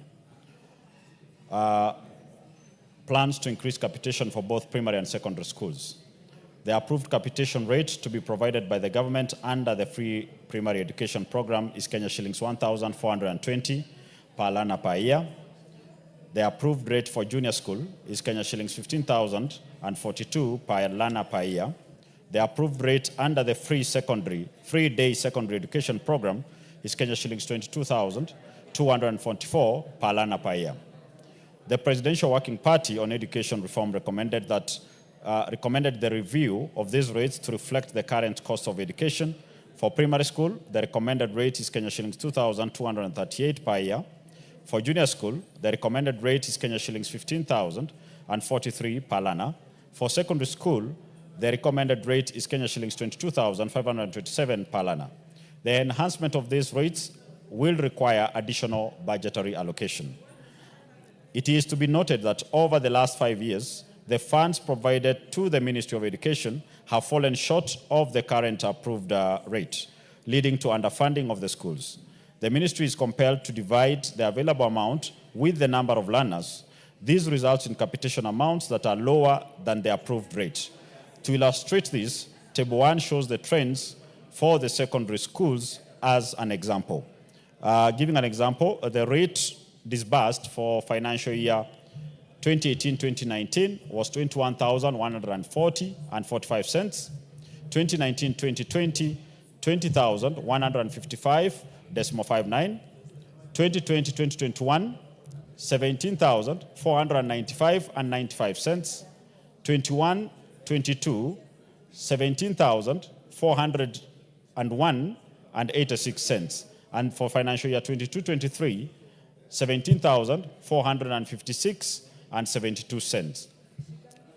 Thus, even as we work towards implementing the new rates of funding as recommended by the Presidential Working Party on Education Reform, it is imperative to ensure that the current rates are met. We urge the August Committee to support us in this regard. A report on the ratio of textbooks to pupils in the country, the criteria used by the ministry to determine the ratio of textbook distribution, and measures taken to ensure an equitable ratio countrywide. The ministry, through the Kenya Institute of Curriculum Development, distributes books to learners across the country at the ratio of one core textbook per learner per subject. The table below indicates the distribution of textbooks to schools since the financial year 2017-2018. 2017-2018, the quantities ordered were 32,579,977. These were Form 1 to 4 secondary textbooks, Standard 7 to 8 textbooks, PP1 and 2 curriculum designs, Grade 3 course materials. 2018-2019, quantities ordered were 68,446,084. These were Form 1 to 4 secondary textbooks, Grade 1 to 3 core materials, SNE course materials, early years education, G4 and CDS. 2019-2020, 24 million books were ordered, 24,456,786. These were Grade 4 course materials, Grade 4 teachers' handbooks, Grade 4 SNE intermediate CDS, and T/HB Standard 5 to 8 course materials. 2020-2021, 33,253,705. These were included previous set books, repeat Standard 5 and 6, not EGS, Grade 5, CDS, and course materials. 2021-2022, we had 23,539,613. These included Grade 6 course materials and CDS, revised early years CDS, revised early years Swahili, and Kiswahili Grade 1 to 3. 2022 set books, Grade 5 SNE CDS. 2022-2023, we had 31 million books, 233,035. These included Grade 7 course materials and CDS grade 7 SNE materials, 2023 set books, grade 5 and 6 adapted books, SNE G6, CDS, SNE upper primary. 2023-2024, 26 million books, 933,992. These included grade 8 course materials and replenishment of secondary textbooks. Lastly, 2024-2025, 9 million books, 926,618. These included grade 9 course materials.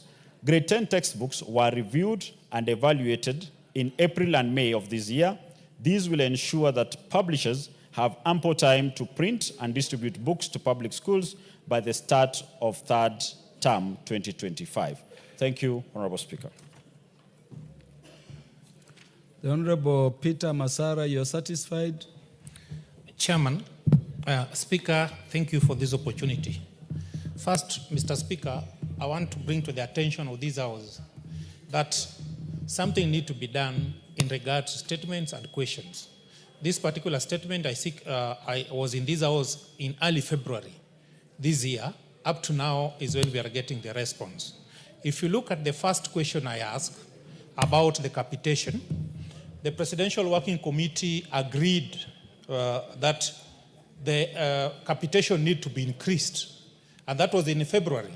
Why it that we received this communication before the start of the budgetary cycle, an increased amount will have been given to these schools. And that one cannot work now because already the budget has been passed, maybe in the first supplementary budget. Mr. Speaker, I'm not satisfied with the question because if you can look at the response, it shows that for the last almost 8 years, the capitation for primary schools and secondary school has been constant, but the cost of living has been increasing each and every year. It means schools and the principals and the head teachers are really suffering outside there. It is the prerogative of these House to allocate enough funds so that this issue of capitation can be sufficient to school. Mr. Speaker, a while ago, there was the issue raised by Mheshimiwa Omolemba on the music festival being done in Meru, where schools cannot be given money, cannot be given enough money to ferry students from their destination to the venue of this occasion. Mr. Speaker, these gaps as a result of funding. Therefore, these House need to come up with a proper way of funding schools, both in primary, secondary, and even junior secondary school.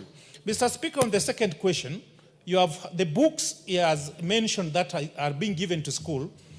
When I was invited by this committee, when the CS of Treasury and Education was there, they accepted that the number of students that are being used to do budget is not the actual number in schools. You realize that the Minister of Education is using the number of those who are in NEMIS. But back in schools, I gave example of several schools. Example, one of them was Horuba Keo, with a population of 1,600 students, yet the money being given for capitation is for only 500 students. That means the data we have as a country in terms of financing schools is not accurate. Therefore, the Minister of Education need to come up and tell us when they'll capture the actual number of students in schools so that the capitation can be based on the actual number on the ground. Mr. Speaker, on that particular statement I thought was that there was supposed to be also an issue of ECD schools. This thing was done in February. By the time the committee was sitting, the minister in charge was telling us that they have not gotten a report from the Council of Governors. Mr. Speaker, the issue of ECD schools is a serious matter in this country. We cannot purport to be giving credible education system, yet the ECD system is not properly managed. So many schools, you get to a primary school, a ECD center with only one class, with three, we have a playgroup, PP1 and PP2, with one teacher, one classroom without toilet, a teacher who is not being paid. It is high time we, as members of parliament, come up with even a curriculum for ECD, a universal one, because you cannot tell me Turkana is having their curriculum, Migori is having their curriculum, Mombasa is having their different curriculum. The way they man their ECD is totally different. It is important that this house come up, or the Minister of Education, to show us how our ECDs are being managed. ECD is a crucial aspect of education, because this is the stage where the child is being, the developing in terms of academic starts from there. But when we leave it for everybody to do it the way they want, Mr. Speaker, we are leading this country to a real disaster in future. Time will come when these students who are in ECD now, who are not being capacitated well, are the doctors, are the engineers, are the teachers, are the MPs, and it means that such a time this country will be in a real problem. Therefore, Mr. Speaker, I'm requesting this House to redirect the Committee of Education so that they can get a way forward for our student come next financial year. Thank you, Mr. Speaker. Yeah, the Honorable Peter Masara, you've raised very critical matters concerning the education sector. Maybe just to indicate that the Speaker has already directed that the CS for Education will be in the House tomorrow to address that matter of capitation and also that other. So I wanted to say that because we will be having the Cabinet Secretary for Education here tomorrow, in as much as it is on that matter concerning the faring of our students who are going for the National Schools Festival in Meru, we could raise this matter of capitation also as an issue. That is, if you are not satisfied. Mr. Speaker, as I earlier alluded that I'm not satisfied, maybe tomorrow I can come up with a better answer that can satisfy the Kenyans people, because education is the key to everything in a country. Without a proper education, you can't have good managers, you can't have good speakers, you can't have good members of parliament. Therefore, this is a crucial issue which need to be addressed, and maybe the ministry can show us the way forward. Not only responding to what I requested in February, what have they done as per the current status of my question, Mr. Speaker? That will help people, teachers, and even parents to know that we are going toward the right direction. Thank you, Mr. Speaker. I cannot agree more, Honorable Peter Masara. Honorable Kangogo Bowen, what do you want to add? Mr. Speaker, I'm well guided by your direction because indeed, Honorable Speaker, I was making that suggestion that because the CS is coming tomorrow, we should include what the honorable member for Emuhaya and what the honorable member Masara, the two questions so that the CS can answer. Mr. Speaker, there is a serious discrepancy between the data which is in the Ministry of Education in terms of the number of students we have in Kenya, that is in NEMIS, and the real number of students we have in our schools. And Mr. Speaker, if you check in our supplementary one budget, Mr. Speaker, and the honorable member, Gaseru, who just read the statement, knows because he's the member of the committee, this house approved close to 100 million Kenya shillings, Honorable Speaker. Then, for enhancement of NEMIS, to make sure that every student in Kenya is captured. Because what the ministry is dispersing is completely different with the number of students. But Honorable Speaker, I don't want to say it might because you've already directed that the CS, the Minister of Education, is coming to this house tomorrow. Mr. Speaker, we will ask him those questions. But what I want to ask all members of all of us in this house, if you go check what is in the NEMIS for your schools, the number of students in your schools, and what is in NEMIS, the discrepancy is huge, Honorable Speaker. I thank you, honorable members. Why don't we leave it at that? The Honorable Wangwe, you want to say something? Thank you, Honorable Wangwe, I want you to say what you want to say after I recognize a number of institutions within the House. So in the Speaker's Gallery, we have Maramat Junior School from Kajiado North constituency, Kajiado County. And then in the public gallery, we have Kamview Secondary School from Manyata constituency, the Great Embu County, and Sakwesori Primary School from Runyenjes constituency, Embu County. All the pupils, students, their teachers, and those institutions are welcome to the National Assembly to observe proceedings even as they continue to learn. Yes, the Honorable Wangwe. Thank you, Honorable Speaker. Honorable Speaker, allow me to just also weigh in on this issue of the minister coming tomorrow with a specific issue, Honorable Speaker.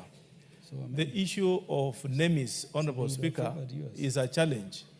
You find that, Honorable Speaker, a school, and I want to be very particular, Sirgoi Secondary School in my constituency, it had 480 students. When it came to entry into NEMIS, for them to get capitation, Honorable Speaker, they registered 18 students. But when it came to issuance of books, textbooks, Honorable Speaker, they issued textbooks for 480 students. The challenge, Honorable Speaker, is when it comes to trading with the ministry, the numbers come alive. When it comes to getting capitation from the ministry, the numbers die. Honorable Speaker, that's a challenge which the minister should unveil and tell this country what happens. Thank you, Honorable Speaker. I'll be the Honorable Clive Gesario lastly.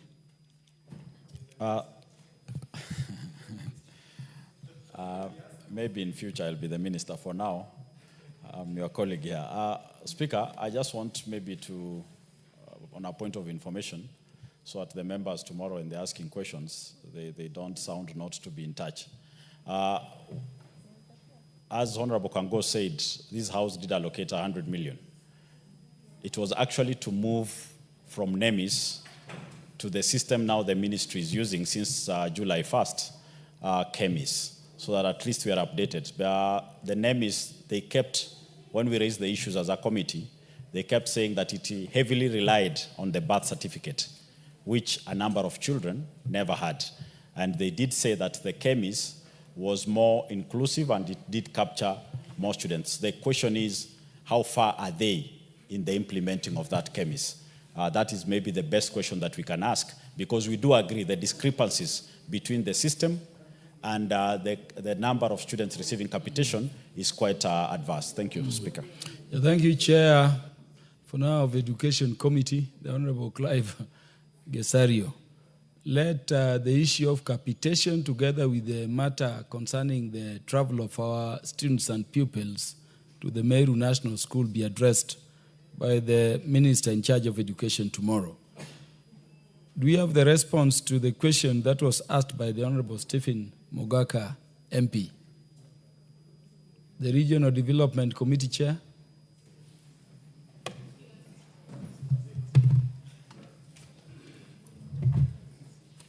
The question was on the state of preparedness for the wet season. Proceed. Yeah, thank you. Thank you, Honorable Speaker. This is a response to a statement regarding the state of preparedness for cyclical wet season in the Lake Victoria Basin, rain belt, as requested by the Honorable Stephen Mogaka, Member of Parliament for West Mugirango constituency. Now, Honorable Speaker, the first question sought was measures the government has put in place to ensure timely and effective information on hazardous weather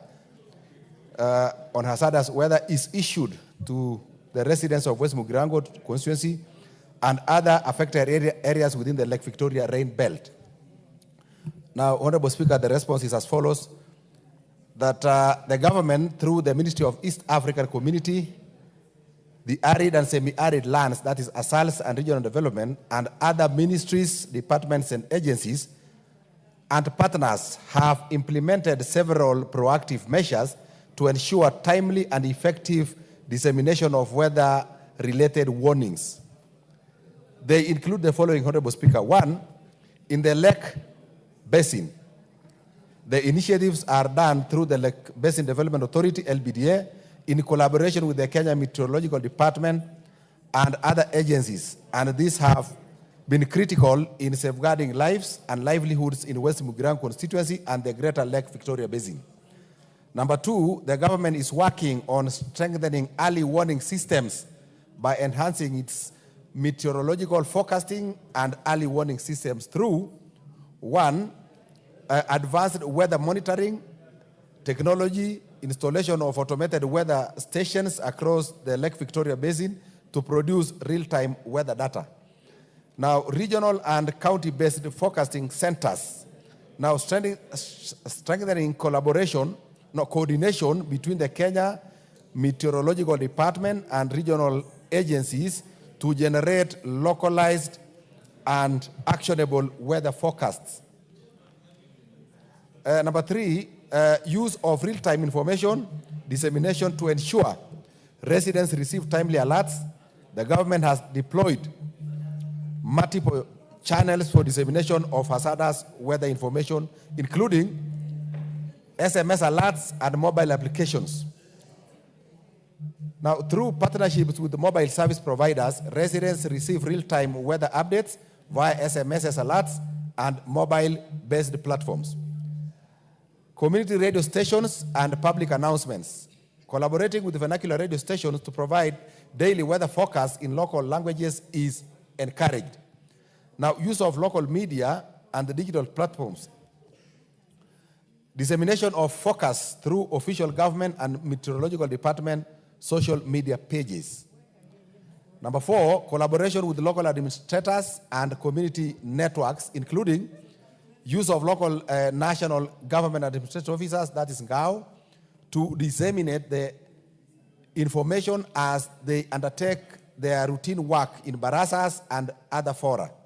Chiefs and village elders are key pillars in the training and equipping of local administrators with the timely meteorological updates for swift community-level dissemination.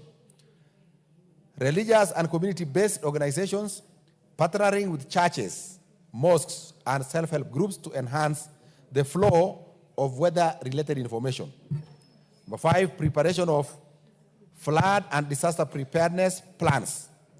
Now, given the cyclical wet seasons that often lead to flooding and landslides in the Lake Victoria Basin, the government has taken proactive measures, including the following: construction and rehabilitation of drainage infrastructure, strengthening drainage systems to mitigate flooding in low-lying areas, evacuation plans and temporary shelters, pre-identification of safe evacuation zones, and establishment of emergency shelters for affected populations. Now, the government has pre-positioned sufficient essential relief supplies, items such as food, clean water, mosquito nets, and medical supplies in strategic locations. Capacity building and public awareness campaigns, including the following, Honorable Speaker: community sensitization programs, conducting awareness campaigns on the risks associated with hazardous weather and response measures, training of local disaster response teams, equipping community responders with basic skills in disaster management, first aid, and search and rescue operations. Number seven, strengthening regional and cross-border coordination, recognizing that weather patterns in the Lake Victoria Basin affect multiple counties and neighboring countries. The government is working closely with the East African meteorological agencies, enhancing data sharing with Uganda and Tanzania for comprehensive forecasting. Lake Victoria Basin Commission, collaborating on joint research and response strategies. Number eight, the government remains committed to safeguarding the residents of West Mugirango and other affected areas in the Lake Victoria Basin by ensuring that timely and effective weather information reaches communities, allowing them to prepare adequately for hazardous weather events. These measures are crucial in enhancing resilience, reducing disaster risks, and protecting lives and property. Now, Honorable Speaker, I just want to scan now through this statement because I believe the member has already been given this statement. I just want to go, just scan through. So that the question number two was detailed report on the interventions being implemented by the government to ensure timely emergency response, including prepositioning of relief supplies, if any. Now, the response, Honorable Speaker, is as follows: that the government, through the Special Programs Directorate, now the State Department for Special Programs, in collaboration with other ministries, departments, and agencies, has put in place comprehensive emergency response mechanisms to address the impacts of the cyclical wet season in the Lake Victoria rain belt. These interventions are designed to mitigate the effects of heavy rainfall, flash floods, and landslides, ensuring that affected communities receive timely assistance and relief. Honorable Speaker, going to question number 3. Long-term mitigation strategies that the government intends to adopt to address the recurrent disaster, including climate adaptation measures. Now, Honorable Speaker, the government recognizes the increasing frequency and severity of climate-related disasters in the country, particularly in vulnerable regions such as West Mugirango constituency and the broader Lake Victoria rain belt. In response to the State Department for Special Programs, the State Department for Special Programs, in collaboration with other ministries, departments, and agencies, has developed a suite of long-term mitigation strategies to strengthen resilience, reduce vulnerability, and enhance adaptive capacity at the face of cyclical wet seasons and associated hazards such as floods, landslides, waterborne diseases, outbreaks, and infrastructure degradation. Number 4, I think the last, Honorable Speaker, is measures being made. Honorable Speaker, after going through that, we have put in place measures that the government is doing. I don't want to go through them. I think the member will go through that. And then now, finally, number 4, Honorable Speaker, is that measures being made to educate and equip residents with knowledge on disaster management to improve the resilience. Now, the response, Honorable Speaker, is as follows: that the measures include the following. 1, community-based disaster risk education and awareness campaigns through sensitization drives, regularly conducting public barazas, village meetings, and school engagements aimed at raising awareness on disaster risks specific to the region, such as flash floods, landslides, and waterborne diseases outbreaks during the rainy season.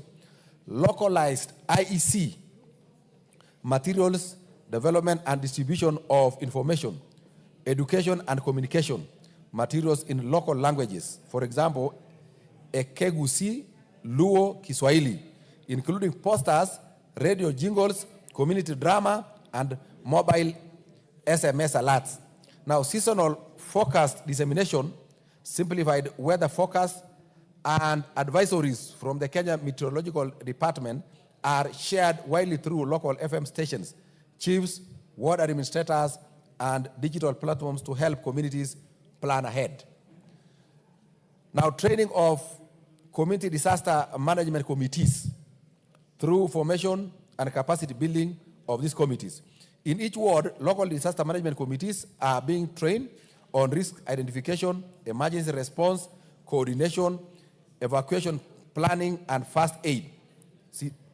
Simulation exercises and drills, periodic mock disaster response drills to test preparedness and coordination among residents, local leadership, and emergency response responders, linkage with county and national structures. Now, integration of disaster risk reduction into school curricula and youth engagement. Now, for youth and women empowerment, specific training programs targeting youth and women groups on special disaster response techniques, including safe shelter management and water treatment during floods. Enhancing access to tools and equipment for community response. Now, provision of basic emergency kits, distribution of first aid kits, whistles, emergency lights, water purification tablets, and life jackets in flood-prone villages. Community resource centers, establishment of community information hubs equipped with disaster preparedness materials, internet access, for weather updates and training resources. Now, finally, multi-sectoral partnerships and policy support. Now, collaborate training with MDS and NGOs, joint initiatives with the Ministry of Interior, Kenya Red Cross, National Drought Management Authority, NDMA, National Environmental Management Authority, NEMA, and county governments to deliver technical training, support drills, and enhance local disaster planning, policy and legal literacy, educating communities on their rights and responsibilities under national laws and policies such as the National Disaster Management Policy and the Climate Change Act. Now, Honorable Speaker, these measures aim not just at reducing vulnerability, but at fostering a culture of proactive risk management and preparedness among the local populations in the Lake Victoria rain belt. Through informed, equipped, and engaged communities, the government envisions a region that is climate resilient, response ready, and development secure. Thank you, Honorable Speaker. Okay, the Honorable Stephen Mugaka, before you confirm whether you need any further clarification, let me recognize the following institutions seated at the public gallery. We have Balek B Secondary School from Bomet Central Constituency, Bomet County, and then we have St. Mary's Primary and Junior School from Matthias Constituency, Busia County. On my own behalf and on behalf of the National Assembly, all the students from those institutions, their teachers, are welcome to the National Assembly to observe parliamentary proceedings. The Honorable Stephen Mogaka now. Thank you, Mr. Speaker, for giving me the opportunity to confirm that my fears of our lack of preparedness have actually been confirmed after reading and listening to the committee response to my concerns. Firstly, Mr. Speaker, I raised this concern quite ahead of the disaster that has already crystallized. And that was before the rains came. Okay. And therefore, the answer or the response is fast coming too late in the day and is so full of bombastic policy statements and not specific measures that are in place that will help avert or mitigate a disaster. Mr. Speaker, it pains me that while this response was under preparation, my constituency was hit twice by thunder and lightning, and I lost 4 Kenyans in my constituency, and I had to go and attend a funeral where 3 siblings had lost their lives because of thunder and lightning. And hearing this response that I don't want to use the word lies, but I want to say that is extremely misleading, that there are mitigation measures, that there are supplies given to victims of such disaster. Nothing came through for my constituency, which makes me extremely worried because this is a cyclical annual exercise that we go through. And looking at the storm water, because my constituency and Gusii region is essentially very hilly, the storm water wreaks havoc and brings down our muddy houses. And therefore, unless we get very specific indications on how we are going to deal with this, as we dealt with the Budalangi area with the floods, I mean, this vulnerability that happens every year and people register losses is a thing that should not be had 65 or 64 years into independence. Mr. Speaker, I would wish that you order this committee to go back and relook at what it is that they are doing to make Kenyans aware of the disaster arising from climate change, and in particular, the lake region, where cyclically we suffer thunderstorms, where we suffer a lot of storm water, where we suffer flooding, where we suffer all lots of illness associated with this. The government must be prepared to respond as it responds whenever hunger strikes or when drought strikes other areas, when livestock are in danger.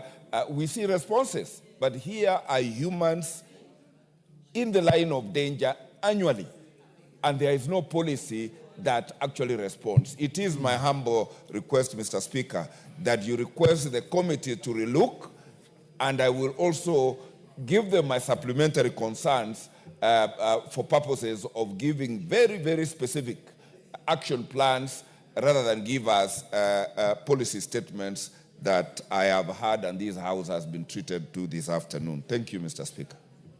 Yeah, the Chair, Regional Development. The Honorable Bogaka is requesting to appear before the committee with the heads of ministry and sectors concerned, so that this matter of disaster risks can be dealt with conclusively. What do you have to say? Yeah, thank you, Honorable Chair. I think, now first of all, I want to agree with the member for West Mugirango that now from the time this statement was sought to now, it's quite some time. And probably between that time and now, many things have happened.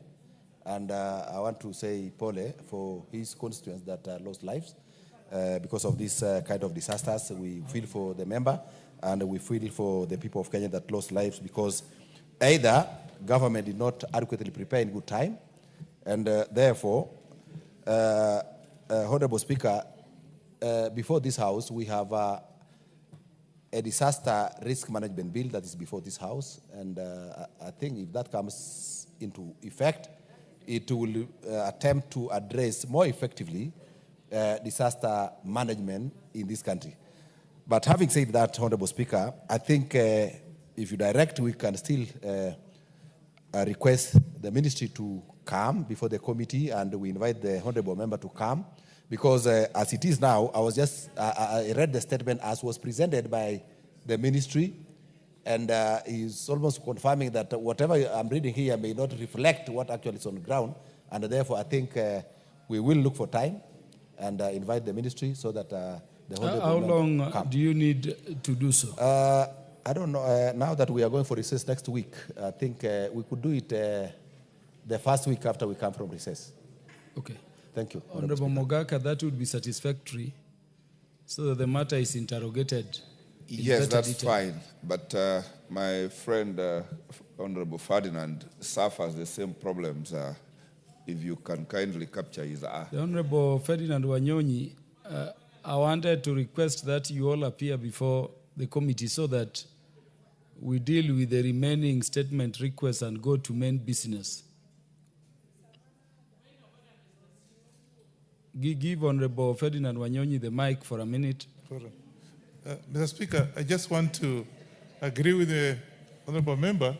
I think other than waiting for disaster to happen, I'm from the Lake region, and this is a very critical issue.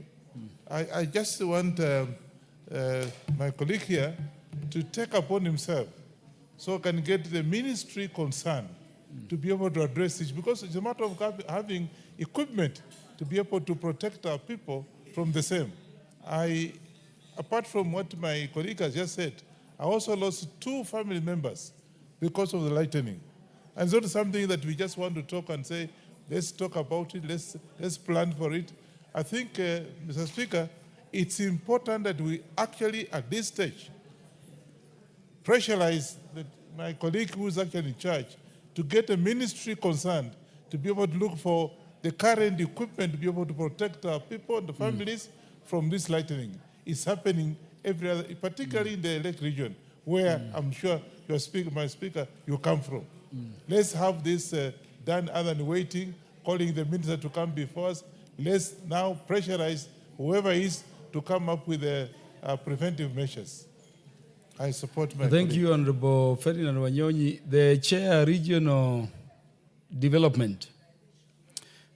Order. Order, Honorable Liza Chelule. I'm talking with the Chair.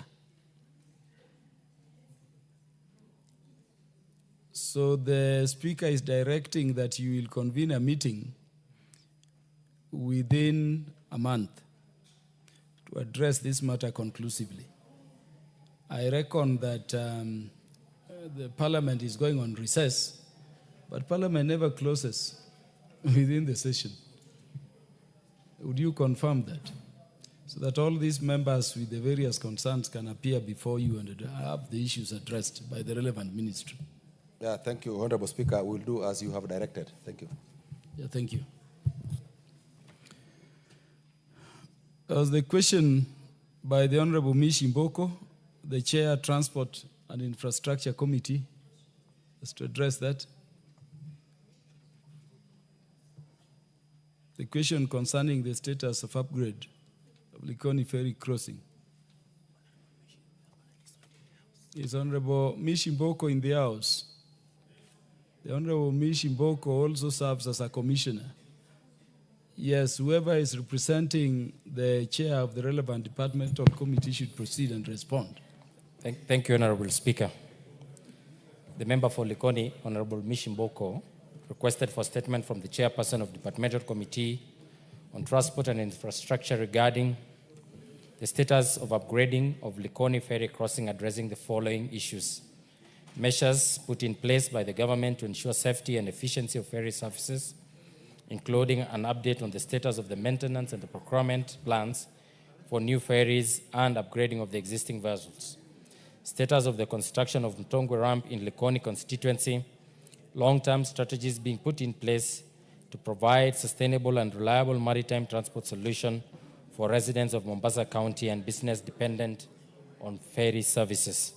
Honorable Speaker, the committee received a written response from the Ministry of Roads and Transport, which I now wish to make on behalf of the Chair. Regarding the measures put in place by the government to ensure safety and efficiency of ferry services, including an update on the status of maintenance and procurement plans for the new ferries and the upgrade of the existing vessels, ferry services and the Likoni and Mutongwe Channel to cater both pedestrians and vehicles. Honorable Speaker, since 2020-21, the pedestrian traffic has increased from 300,000 to 500,000 daily, while vehicle numbers have declined due to the Dongokundu bypass. Bicycle crossing ranged between 6,000 and 7,300. There are two key limitations that hinder expansion of the Likoni Channel. One, Mr. Speaker, is the port activities. The challenge is shared with the maritime traffic, include port operations. Ships have priority, especially during peak hours, causing ferry operations to pause for about 10 minutes per ship movement. The second challenge and limitation is the channel size. The channel's width is about 500 meters, while ferry deployment is demand-driven. Simulations by the Kenya Ports Authority show that only up to 4 ferries can safely operate at a time due to increased maritime traffic, despite rising pedestrian numbers. Honorable Speaker, as a way of decongesting the ferry service and providing an alternate crossing, the Dongokundu bypass was constructed and operationalized in January 2025. As a result of this, vehicle traffic has significantly reduced by 41.7%, while pedestrian traffic increased by 13.7%. To address the rising pedestrian numbers and declining vehicle traffic, Chair, while maintaining... How long is your response? Probably another 4 minutes. Another 4 minutes. I can make highlights of the report. If it is going longer than 4 minutes, I want to interrupt you to welcome a number of institutions to the House. But if it is exactly 4, please finish. Thank you, Honorable Speaker.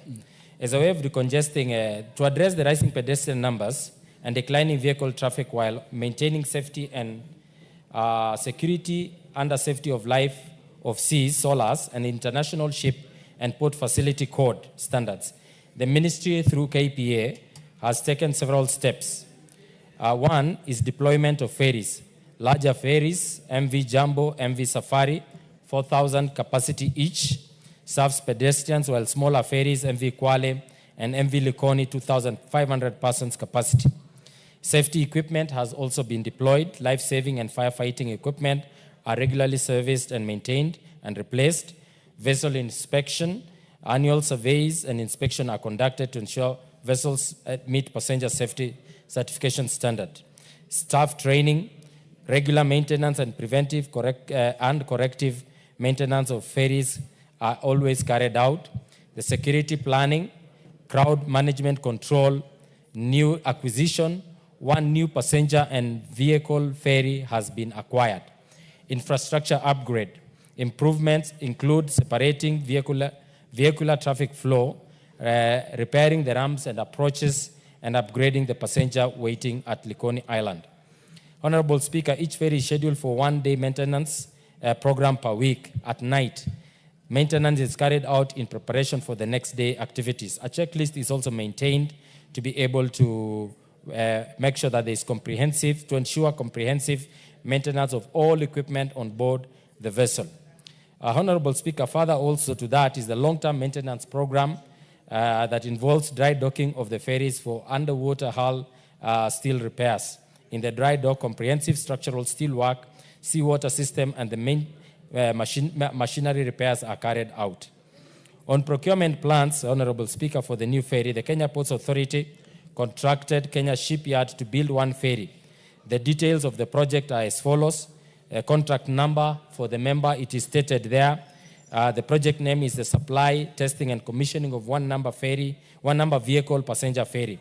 The description of the works to be undertaken is construction of roll-on, roll-off ferry of length overall minimum of 80 meters and a beam molded within minimum 20 meters with a car deck overhead of 4.5, carrying a capacity of 2,080 sedan vehicles.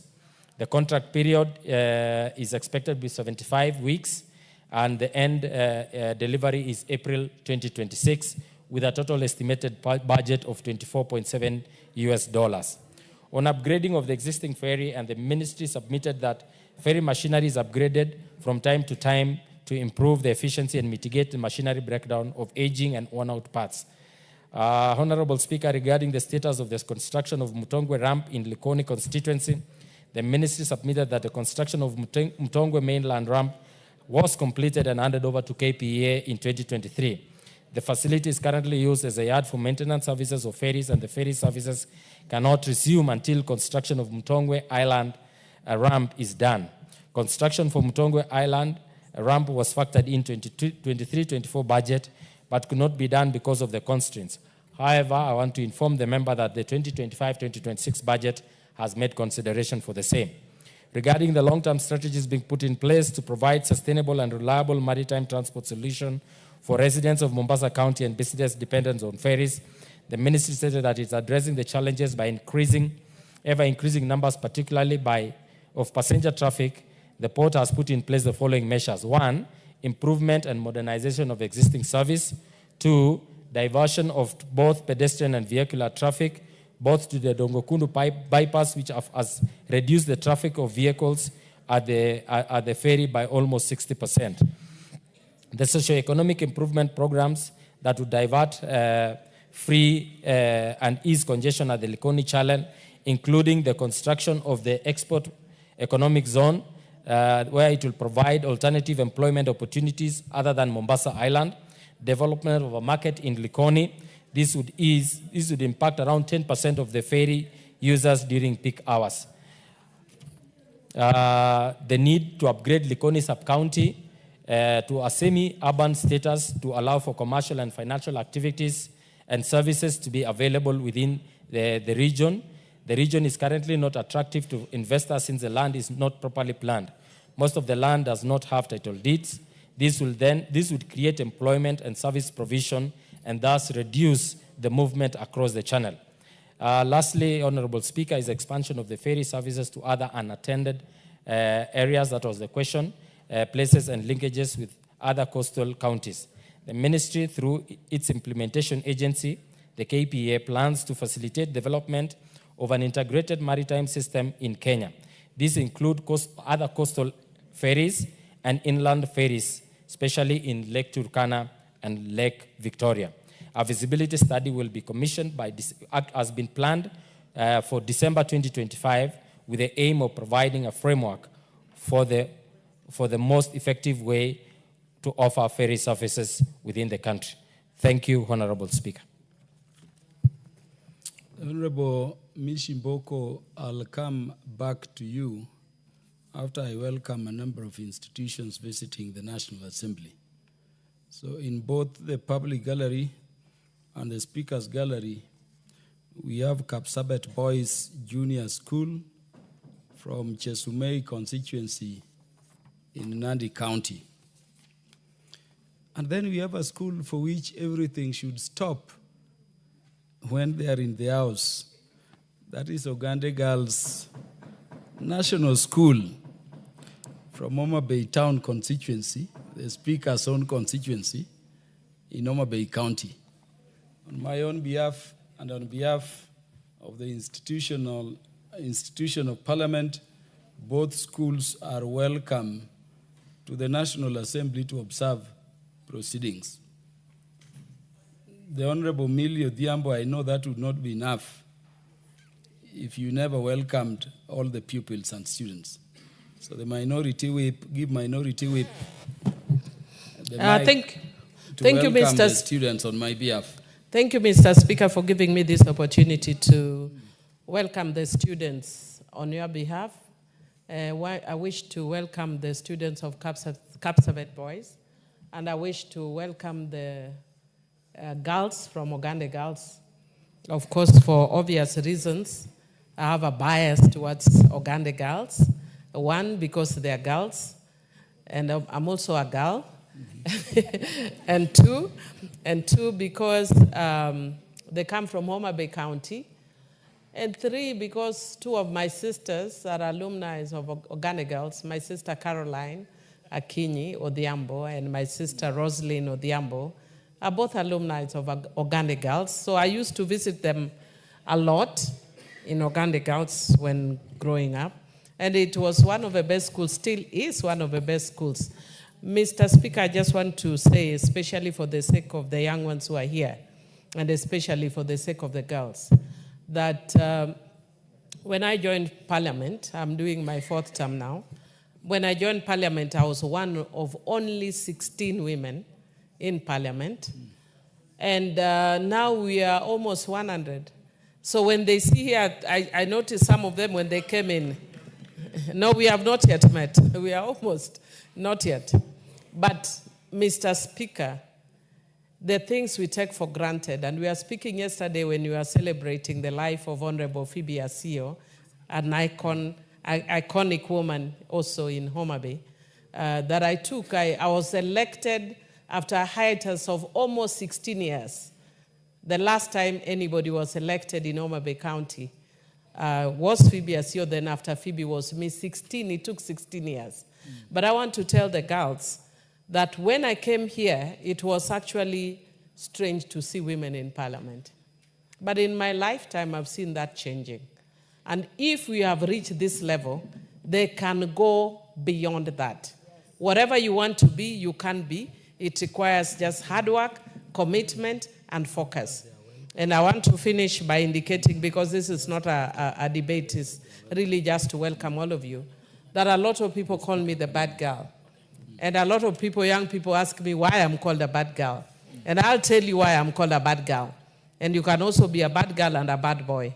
I am bad because I do not conform to things that are retrogressive. I do not conform to culture that takes me backward. I do not conform to religious practices which are not even biblical, but which takes us backward. And I do not conform to peer pressure so that I can be called a good girl by my friends. So if you're listening here, whether you are a boy or a girl, do not conform to things that limit you and that will stop you from realizing your dreams. And the sky is the lower limit. I know when you look at us sometimes, because you are young, you do not know how to estimate ages. A lot of young people tell me sometimes I'm in my 30s. I'm in my 50s. Yes? Mentally, I'm in my 30s, yeah, but actual age, I'm in my 50s. But I've just gone back to school, and the reason I would have actually met them outside, the reason I'm leaving a little bit earlier is because I have class. So don't be stressed and worried about little things like doing maths and little things. You know, those things are very simple. Work hard, be focused, and you'll make it in life. Welcome to Parliament, and just look at how beautiful women from all over the country. We have Naisula here. You'll be hearing her speaking. From Samburu. We have Catherine here from Busia. Aika from Mombasa. Beatrice from Kericho. So we have Lillian from Trans Nzoia, Pasaris from Nairobi, Donya from Kisii, Jarusha from Nyamira, and there are many others. We have amazing, I've already said Aika from course, and Mishimboko, Commissioner Mishimboko. So can you imagine you have come into Parliament when there are powerful women? In my lifetime, we never saw such things. Not including you. You are a man. As we are dealing with women here, we are encouraging. And boys, don't feel let out. We love you as well, but we want our girls to reach where the men have been. Yes, maybe just let me tell you one thing, Mr. Speaker, which is also encouraging to us as women. Yesterday, we were standing in the presence of greatness. Women trailblazers of this country. The first woman judge, the second woman judge, African woman judge. You know, retired Justice Effie, retired Joyce Aluoj. And the young women who are there, we were generations, from Gen Z to Alpha to I don't even know which other ones there. And one of the things we were told, the things we take for granted, that we say, I'm going to do a fundraiser for a women's group. They said a sessional paper was passed to allow women to form groups. When I was already born, not in a different lifetime, not a different generation, after I was already born. So women, let's not take for granted the freedoms we have. Thank you. Why are all lady MPs requesting to welcome students? And we have very substantive business to transact. The Honorable Catherine Omanyo. Thank you, Mr. Speaker. Welcome, Ogande girls. All these empty seats, you mark which one will be yours soon. Kindly, yeah?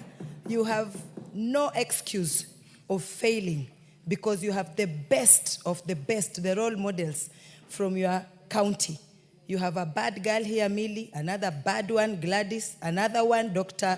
Eve Obara, Lillian Gogo, you know, Bensouda, you know, the Opuk. So you just need to keep scoring and score. Your score must be genius because the bar has been so raised so high for you. I just don't know. Keep going up until you overtake the bad girl seated just on my right side. But welcome to Parliament. It doesn't need a lot of thinking. Simple ways, no formula, just target to be here.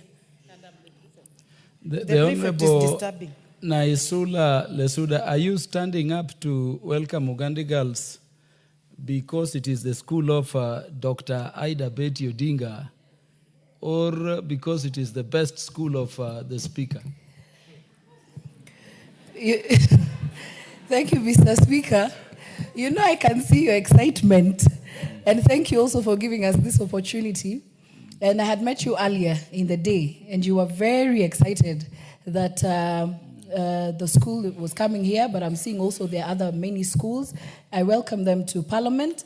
And yes, Her Excellency, Ida, is a great educationist. She's done a lot in many of our schools. In my own constituency, Kisima Mixed, she has sponsored children. She's done for us, she's equipped a dormitory. She's done a lot of good work in this country. And so, yes, welcome. I just want to say something. I am elected in a constituency called Samburu West. I'm serving my second term as elected, third because I was also nominated. I want to tell you girls who are here, the women you see here have broken all the barriers for you. There is no barrier.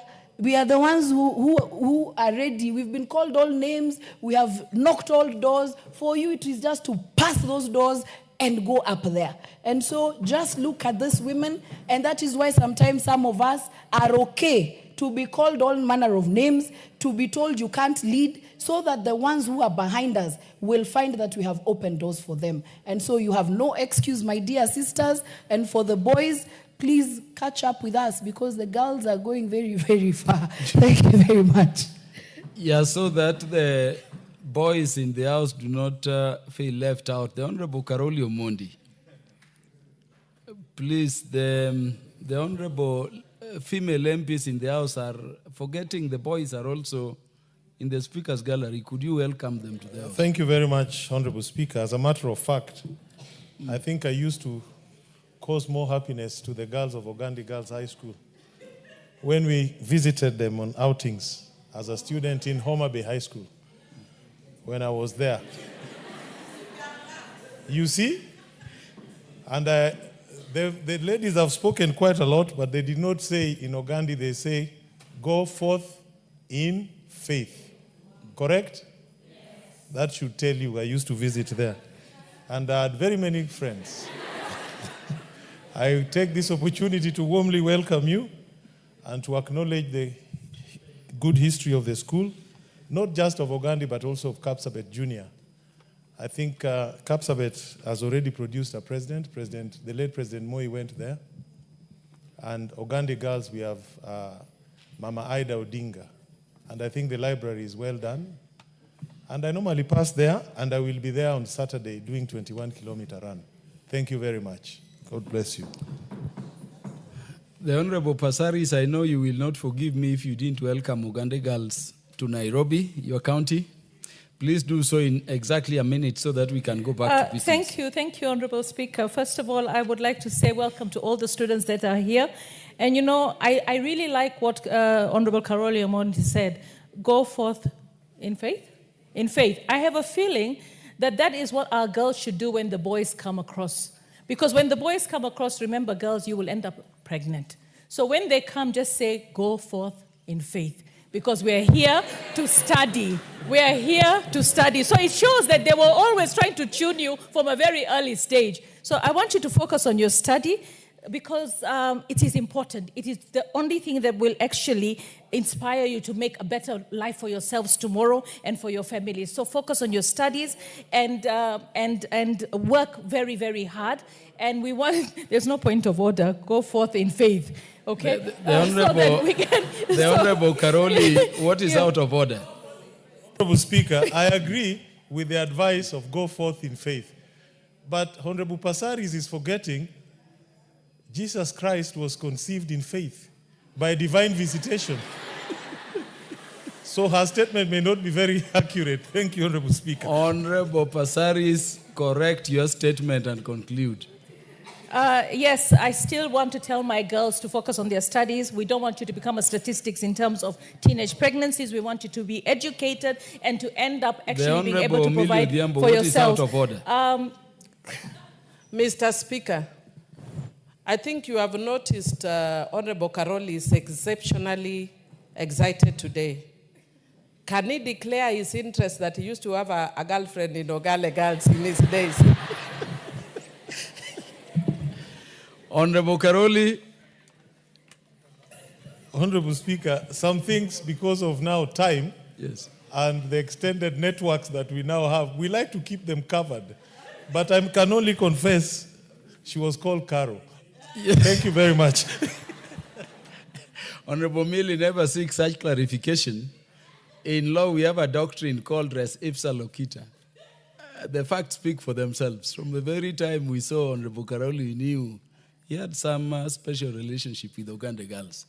So Honorable Esther Passaris, conclude. You want to go back to business? Thank you. Honorable Speaker, I'd also like to welcome them to Nairobi County. I'm the Member of Parliament for Nairobi County, and enjoy the city, and remember that we are rooting for you to become the future leaders of tomorrow.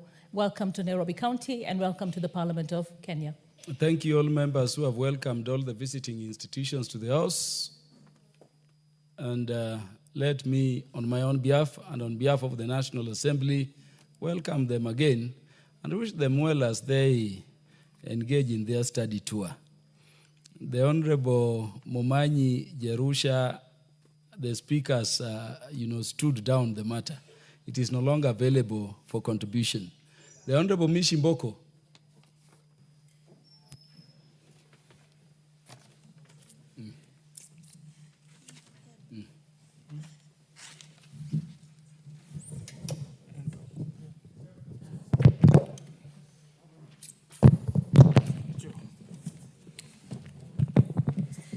Yeah, thank you, Honorable Speaker. Honorable Speaker, while I appreciate the information, the answers which have been given by the Cabinet Secretary, Minister of Transport, Honorable Speaker, I just need some clarity because I feel there is no commitment in the answers which were given as per my questions. Honorable Speaker, for instance, we are told that the Mtongwe mainland ramp, which was completed and handed over to Kenya Ports Authority, that was in May 2023, which stayed there for over 2 years. And yet we don't have the other ramp for the Mtongwe Island ramp. We have not been told how much was budgeted. We have not been told whether that budget is enough for the Mtongwe Island ramp. We are not being told when is the commencement of the construction of the Mtongwe Island ramp, Honorable Speaker. Honorable Speaker, earlier during 2023-2024 financial year, we were told that there is budget constraint, and that is why they could not manage to construct the other ramp in the Mtongwe Island. So I was expecting the minister to give us a timeline and to give us a commitment that they are going to finish that Mtongwe Island ramp so that operation of the Mtongwe ferry channel can start, Honorable Speaker. Honorable Speaker, also the report mentioned that the MV Jambo's engine is being overhauled and MV Nyayo is scheduled for dry docking. What is the specific confirmed timeline for these ferries to be returned to service? Because, Honorable Speaker, you can imagine that we will not have 2 ferries. And if we don't have those 2 ferries, it means we are going to have a very big challenge in terms of pedestrian traffic and even vehicle traffic, Honorable Speaker. So we need to have also a commitment and a specific timeline to tell us, so when are you going to do that, repairs of the 2 ferries, and when are you going to return them for operation, Honorable Speaker. Honorable Speaker, also the ministry response said the repair of firefighting, detection and suppression system on several ferries is at the contracting signing stage. So we have not been told when is the signing going to be done. When are they going to award the contracts? When is it going to commence? So, Honorable Speaker, there's so many things which have been said in the response, but there is no commitment, and especially on the timeline. Honorable Speaker, also on the lack of concrete long-term solution. Honorable Speaker, the ministry response mentioned several long-term strategies, including a traffic circulation plan, a pedestrian holding bay, Likoni aerial cable car project with no timelines or funding. So when are they going to commence? Do we have the funding so that the people of Likoni constituency, and not even Likoni constituency, because that channel, even Qatar, even from our neighbors from Tanzania. So when is it going to commence? What is the funding? Do we have the funding? When are we planning maybe to have the funding? Is it the other coming financial year, or where are we getting that funding so that we can do all this long-term solution? Honorable Speaker, also you have talked about the Dongokundu bypass. Yes, the Dongokundu bypass is there, but it has not been officially opened, and still it doesn't allow heavy commercial vehicle. It is only the saloon car which can use that Dongokundu bypass at the moment. So when is it going to be officially open? When are they going to finish the small issues which are still pending for it to be officially open, so that even those heavy vehicle commercial cars can use that route, so that we can ensure there is no congestion in the ferry channel, Honorable Speaker. Honorable Speaker, the ministry mentioned that a new ferry is expected in April 2026. Can the ministry confirm whether procurement has already been finalized, or is it still in early stages? When is the commencement of that procurement plan for the new ferry? Because we had that long time that they're going to procure. In fact, it was 2 ferries. Now it is only 1 ferry. And we have not been given any commitment or rather a timeline on that. I thank you, Honorable Speaker. Chair Transport. On behalf of Chair Transport, I'd want to respond as follows. That I appreciate the concerns that the member is raising and the specific details of the projects, which you shall further provide. However, on the new ferry, the project has been awarded, the project has commenced, the project duration is 75 weeks. It started on July 26th, 2024, and is expected to be complete and handed over on April 2026. Number 2, with regard to the long-term projects that are in place, we are aware that most of the roads that are stalled in the country have now commenced, and part of the Dongokundu section that had not been completed, the contractor is now back to site. We hope to give further details on the progress of that road, which has really helped to ease the Likoni channel by reducing the traffic of sedan vehicles, and now it's going to reduce the commercial vehicles when it is complete. Number 3, Honorable Speaker, is on the question of the design of the ramp on the other side of the Likoni channel, which currently has been budgeted for in this financial year. We shall then be moving forward to provide more details on the amount the budget has been allocated, but the design has been commissioned for the works so that we can be able to see how long it is going to take.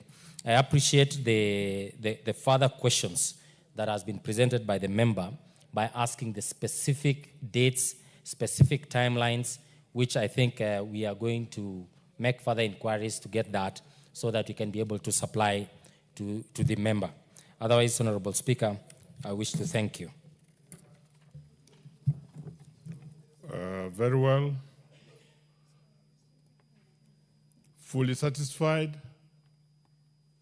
Honorable Mishi. Yeah, Honorable Speaker, I'm satisfied with the answers, and I'm also ready. Maybe the chair will also call me to give me the specific timeline, as he has noted here in his response. I thank you, Honorable Speaker. Great. Let's move to the next response to statement. And this time is a response by the Chair Transport again to the Honorable Catherine Omanyo.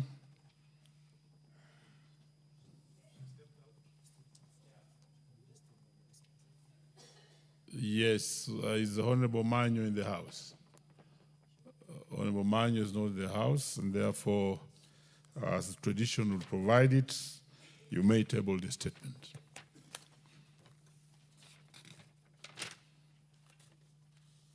Proceed and table the statement because the Honorable Member Manyo is not in the House. And we move to the next order. Next order.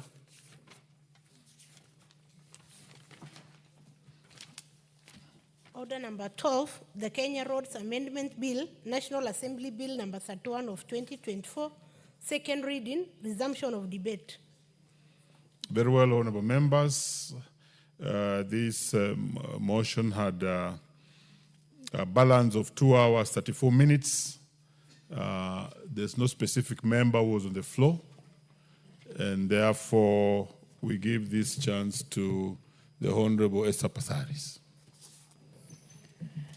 Thank you, Mr. Speaker. Mr. Speaker, I rise in strong support of the Kenya Roads Amendment Bill and commend its mover, Honorable Naisula Lesuda, for bringing before this House such a timely and necessary piece of legislation. I speak today not only as a legislator, but also a rider who has personally experienced the dangers on our roads present when you are not inside a car. In June 2018, I rode my bicycle from my house in Kitisuru, Westlands, to Parliament.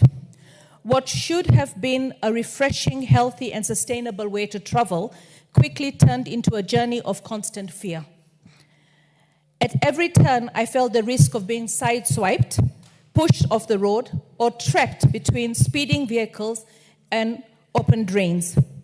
There was no safe, continuous lane for me as a cyclist. I was constantly forced into fast-moving traffic or into narrow, uneven pedestrian paths. And it was not just the motorists in cars. I also faced the indisciplined border riders who weave in and out of traffic without warning and ride on pedestrian walkways, cut across lanes with little regard for the safety of others. Many border riders are hardworking Kenyans earning an honest living, but the lack of regulations, enforcement, and training means far too many operate without discipline or respect for the rules of the road. Mr. Speaker, this bill is about correcting the deep injustices built into our transport system. It will require that all new roads and any undergoing major repairs or upgrades may include safe, accessible infrastructure for non-motorized transport, cycling lanes, pedestrian walkways, and proper crossings. And I must be clear, motorcycles are not non-motorized transport. Whether fuel-powered or electric, they are motorized vehicles. They do not belong in the non-motorized transport lanes. Allowing borders into these lanes would defeat the purpose of this amendment and put the vulnerable citizens and road users, children and elderly persons, persons with disabilities in even greater danger. Why does this matter? Safety. Vulnerable road users cannot compete with speed, weight, and unpredictability of borders. Equity. Those without cars have as much right to safe mobility as anyone else. Health and climate. Walking and cycling reduces congestion and carbon emissions and improve public health. Standards and obligation. This aligns with Kenya's global safety norms and our Vision 2030 commitments. Mr. Speaker, we often speak about road safety in statistics, but behind every number is a life cut short, a family devastated. On that ride in 2018, I realized how easily I could have become one of those statistics. One careless driver, one reckless border, one moment of inattention, and I might not be here speaking to you today. Kenya today is like a construction site with hundreds of road projects ongoing. This bill ensures that we invest billions in our road network. We do not repeat the mistakes of the past. We must not lay fresh stomach over the same patterns of exclusion. I urge honorable members to picture the school child walking to class along the edge of a busy road, the market trader cycling with his or her goods, the man on a wheelchair trying to cross without a ramp. Stand in their shoes, feel their vulnerability. This is not a radical proposal. It is a responsible one. It is about building roads for people, not just for vehicles. Mr. Speaker, I support the Kenya Roads Amendment Bill wholeheartedly, not just as a rider, but as a Kenyan who believes that safe, dignified, and inclusive mobility should be the right of all Kenyans. Thank you, Mr. Speaker. The Honorable James Nyika. Thank you, Mr. Speaker. for giving me this opportunity. Mr. Speaker, I rise to support this bill. This is something that is long overdue. Mr. Speaker, the object of this bill is noble. Design and construction of lanes for non-motorized traffic by the 4 agencies, and this not only just lanes, will have cycling lanes, we'll have cycling track, we'll have pedestrian walkways.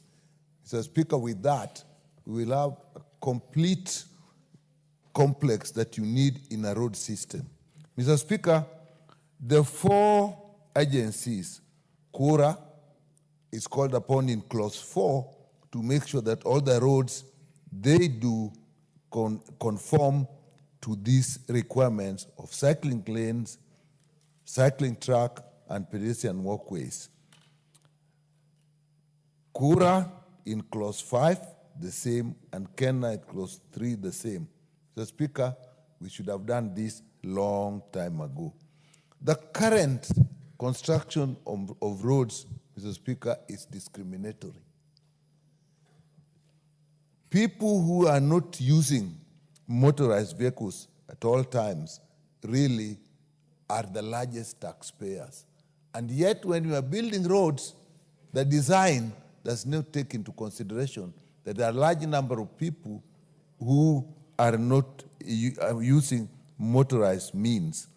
They are the cyclists, they're the pedestrians, and they're the people on wheelchair who actually suffer most of this. It's therefore important as a matter of equity that we actually support this bill and it becomes an act.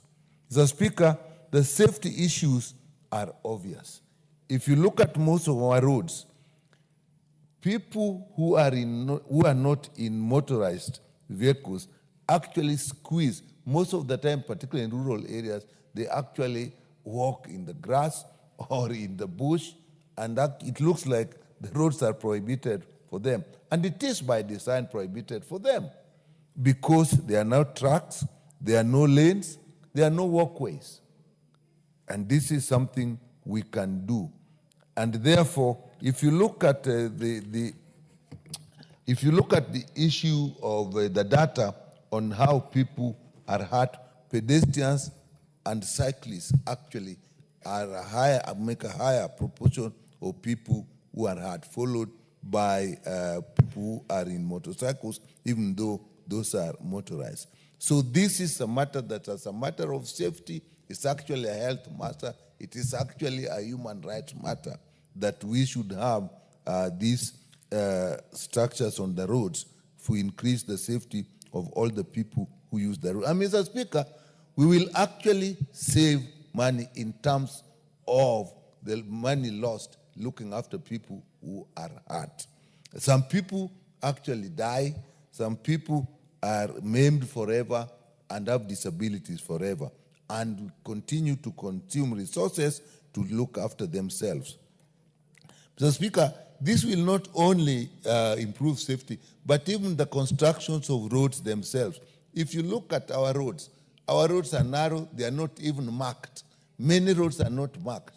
And so motorists are actually just swaying from side to side on their own volition. The roads are not marked. If you get into doing cycling lanes, cycling tracks, and pedestrian walkways, it will be mandatory that there will be, the roads will be marked.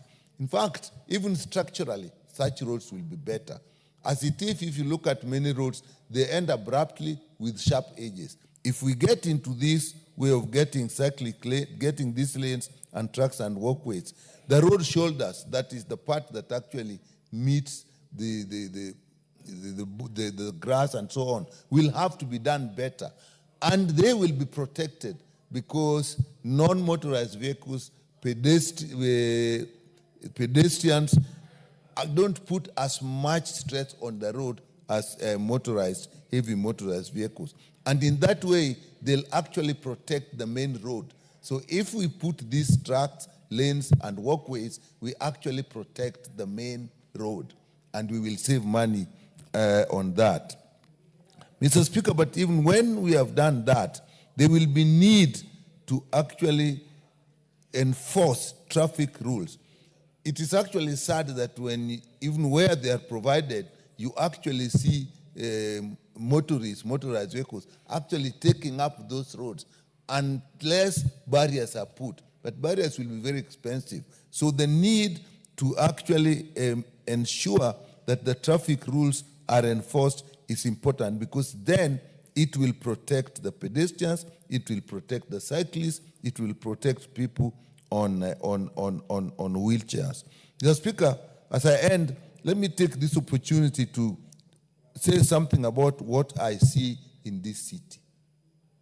I do not understand why the people who enforce traffic laws have decided that motorcyclists are not to obey the law. If you see motorcycles go the wrong side of the road, they cross anywhere. And I think somebody may be sitting somewhere thinking that they're being considerate, they're giving them time to pass, and therefore go about. But there's evidence that actually, because of that, motorcyclists get more injuries than you would expect if they actually followed the road. I've traveled. I was amazed when I was in Vietnam how organized the motorcyclists are, how they actually obey the traffic rules. And it's actually neat and safe. You don't have to go very far to Vietnam. Just go to Rwanda and see what is happening. I think that the decision, whoever has made the decision that the motorcyclists do not follow traffic rules is actually doing a disservice to the motorcyclists themselves. I think they should look at the data and see how many people die, how many motorcyclists die, how many motorcyclists get maimed because they have now been allowed to use the road in whichever way they want. It is obvious, Mr. Speaker, that even a small interaction between a car, bus, or a lorry and a motorcycle, the motorcycle user actually gets hurt more. So to leave that they can move the way they want is not to be fair to them. It is actually being unjust to them and exposing them to danger. And I call upon those who are in charge of this, the traffic police and so on, to actually enforce the law, to actually save the motorcyclists and protect them from the danger that they are in today. With that, Mr. Speaker, I support this bill. Very well. Before the next speaker, we acknowledge the presence, even if some of them have left for record purposes, of FRS Lelei and Toror School from Mosop constituency Nandi, which was in the speaker's gallery, and also we have Ndiwa Elite Educational Center from Ndiwa constituency, Homa Bay County, which was in the speaker's gallery. Let's hear from Honorable Ferdinand Wanyonyi. Mr. Speaker, thank you for the opportunity. I think this is one of the best motion that we can discuss here. And of course, the mover should also go further, and she's not in the house. But all the same, roads actually are being constructed, Mr. Speaker, and they have, they're so narrow. I have in my constituency a very good example. We had some construction of about 41 kilometers. And I look at it, Mr. Speaker, I think you get disappointed. It's very narrow. And after that completion of the road, one would expect that, of course, it will be on the left hand and right hand side. We have marked those areas where the cyclist can be able to ride on. There's nothing.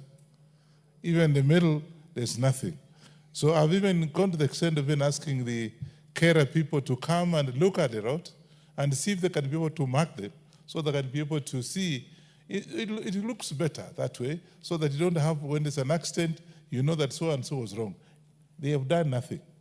So, as previously pointed out by my colleague, Daktari, I think it's time for us, those dealing with the traffic, should be able to do benchmarking. I was in the Far East the other day, and I saw the roads are properly marked, and the motorcycles actually are put on their own side. They don't go in the middle. Here, you drive and you see a motorcycle right in the middle of the road. You don't know you can't even overtake, and you just have to follow him until he gets tired and gets off the road. So I think there's time for us, particularly those concerned with the traffic, to go out there and do some benchmarking. There's nothing wrong with learning from others. And it's true, when I was in Singapore, I saw a narrow road, but properly marked, and you see a motorcycle on the other side, either side, and the vehicles moving, the huge trucks actually moving, and there's nothing, there's no danger. And I asked one of the fellows there, he said there's hardly any road accidents in that area because people are very well marked, they know what is supposed to be done. And so therefore that's one thing that I think we should do. Also the other thing, Mr. Speaker, you'll find that vehicles, it doesn't matter how old it is, they don't have signals.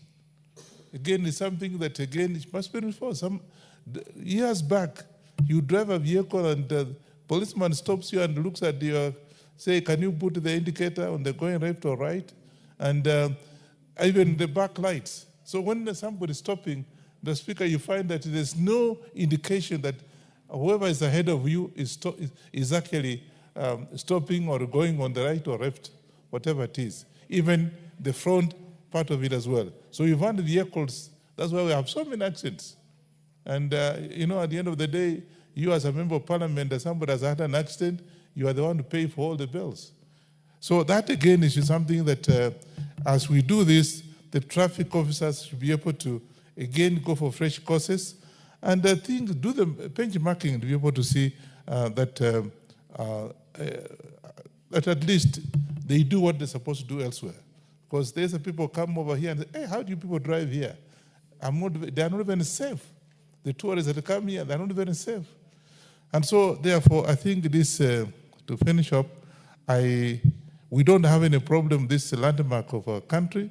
Our country, the land is quite good. They don't have valleys and what have you like other countries. So we should be able to tell those who are taking contracts to do the logs, actually to do wider roads, and those which are narrow should be widened. And I think that's some of the things that actually this committee should be able to come up with so that can be able to have safety on the roads. I support this, this motion and look forward to improvement after this one. Thank you. The Honorable Siyoi. Thank you, Mr. Speaker. I also stand to support this amendment bill. And I want to do this because there are so many negligence that are on the road, Mr. Speaker. Just to start with the signage on the roads. Most of the roads, Mr. Speaker, have not been signed. And you cannot tell if there is a bump ahead, if there is a sharp corner, or if there is any other thing that can be very dangerous as you're driving. So, Mr. Speaker, I think we left out so many things when we were designing our roads. And as the sponsor of this bill has said, Mr. Speaker, we have a big problem because even most of the cyclists don't have a place to ride as they are moving around, Mr. Speaker. And even those people who want to walk around, the roads are too tiny and it's like they were designed for the vehicles alone. So, Mr. Speaker, I support this amendment bill. It needs to be redesigned. We need to have a place where the cyclists are going to cycle. We also need a place where our pedestrians need to be walking around as they go to wherever places they are going. And we also need our cyclists and our motorists to be trained because, Mr. Speaker, majority of our motorists have learned riding the motorbikes through their fellow motorists. They don't have any knowledge. They don't have any skills. They have not gone through driving schools. And if I may request, majority of the motorists have not gone through the driving schools because the charges are also too high. If we can accommodate them, if we can accommodate them by reducing the charges on the driving so that they can be able to pay, or if anything, if we can just take upon us as the government to train all the motorists so that we can reduce the number of accidents on our roads, because majority of the accidents that are being caused, majority is because of the negligence of our motorists. So, Mr. Speaker, I want to support this amendment bill brought by Honorable Leisula, and thank you so much. The Honorable Ahmed Shakir. Thank you, Mr. Speaker, sir. Firstly, I commend the Honorable Lesuda for bringing this bill. Mr. Speaker, sir, this installation of a bicycle lane is not a very expensive exercise. In matter of fact, it is what you call light-duty road. It does not need the heavy tarmac that is required for the main roads. Mr. Speaker, when I was the mayor of Kisumu, we started bicycle lanes on the main road. Lo and behold, and by the way, we were the headquarters of Border. We had bicycle lanes along the Kakamega Road, the Aga Khan Road, and others. Lo and behold, it was overtaken. And suddenly we found that local government, the county government, had taken those roads up, and people were started to build kiosks on those roads. It is not a very big exercise, Mr. Speaker, sir. It has been done. It's the county responsibility to do this. Kura, Kera, Kenha, and the other authorities are also cutting corners. We have seen a number of flyovers, and there is no other way to go across, no walking facility, not even a cycle lane. We do not note, this thing is becoming ridiculous. If you go to China, Mr. Speaker, sir, as we said, the Far East, these motorcyclists, the cyclists, even in Europe, we have politicians riding bicycles because it's safe. Here, whatever we do to the cycle lane, it is overtaken by non-conformists and those who want to break the law. Mr. Speaker, sir, in this particular act, and I raise it for the sponsor to look at, it does, although it says there's non-motorized vehicles, including bicycle, it does not exclude a bicycle border. A bicycle border is as dangerous as a motorized border. So if you are going to have a cycle lane for cycles, bicycles, wheelchairs, walking lanes, it must exclude the border cyclist who actually carries passengers for money, because they're very rough and they are the ones who will cause the accidents. I was told that it is easy to put up barriers. It's difficult to put up barriers. No, it isn't. All you need to do is to put up a small edge that a vehicle cannot cross over. The other issue that everybody's complained about is the indiscipline of buses, government vehicles, and others going onto the side of the road. So when if you've got a bicycle lane, one of the wheels is on the bicycle lane and is trying to go through. And I want to bring, Mr. Speaker, sir, I want to bring to your attention the fact that not only the motorcyclists have forgotten and have become the kings of the road, they decide what rules to follow and what not. The others are the government vehicles. and our own vehicles, the VIP vehicles, up here near Nyayo House, that road is only one way. However, the number of government vehicles and the VIP vehicles that go that way, across the way, to and block traffic is not. It is horrific. Mr. Speaker, sir, we would all like to be cyclists, and it's important that this act is not only an amendment, but it goes backwards and demands from the county governments as well to start putting up bicycle lanes. Let's not restrict ourselves to new roads. We start with the other ones and we take them forward from there. With those few remarks, Mr. Speaker, sir, I beg to support with the amendment that I proposed. Thank you very much. The Honorable Makali Mulu. Thank you, Honorable Speaker, for this opportunity. Honorable Speaker, I want to join my colleagues in, first of all, appreciating this bill, whose mover is Honorable Risuda,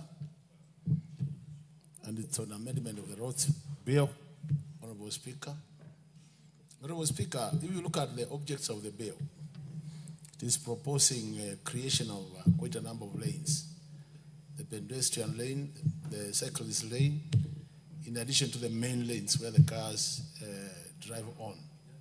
Honorable Speaker, a lot of the colleagues have said this bill should have actually come many, many years ago. Because anytime you drive on our roads and you see what is happening, you start seeing the need for this bill. Honorable Speaker, a lot of us have traveled outside this country. And some of the countries you have gone to are not even very advanced countries. They're either our level or even below our level.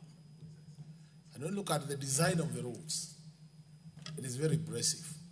About a month ago, I was in Rwanda, Honorable Speaker. And that is a country, as a pedestrian, anytime you walk, Speaker, you are so sure that you will reach wherever you are going safely. Because you have a separate lane for the pedestrian, and nobody bothers you when you are there. You are just walking. The only person you meet there is your fellow human being.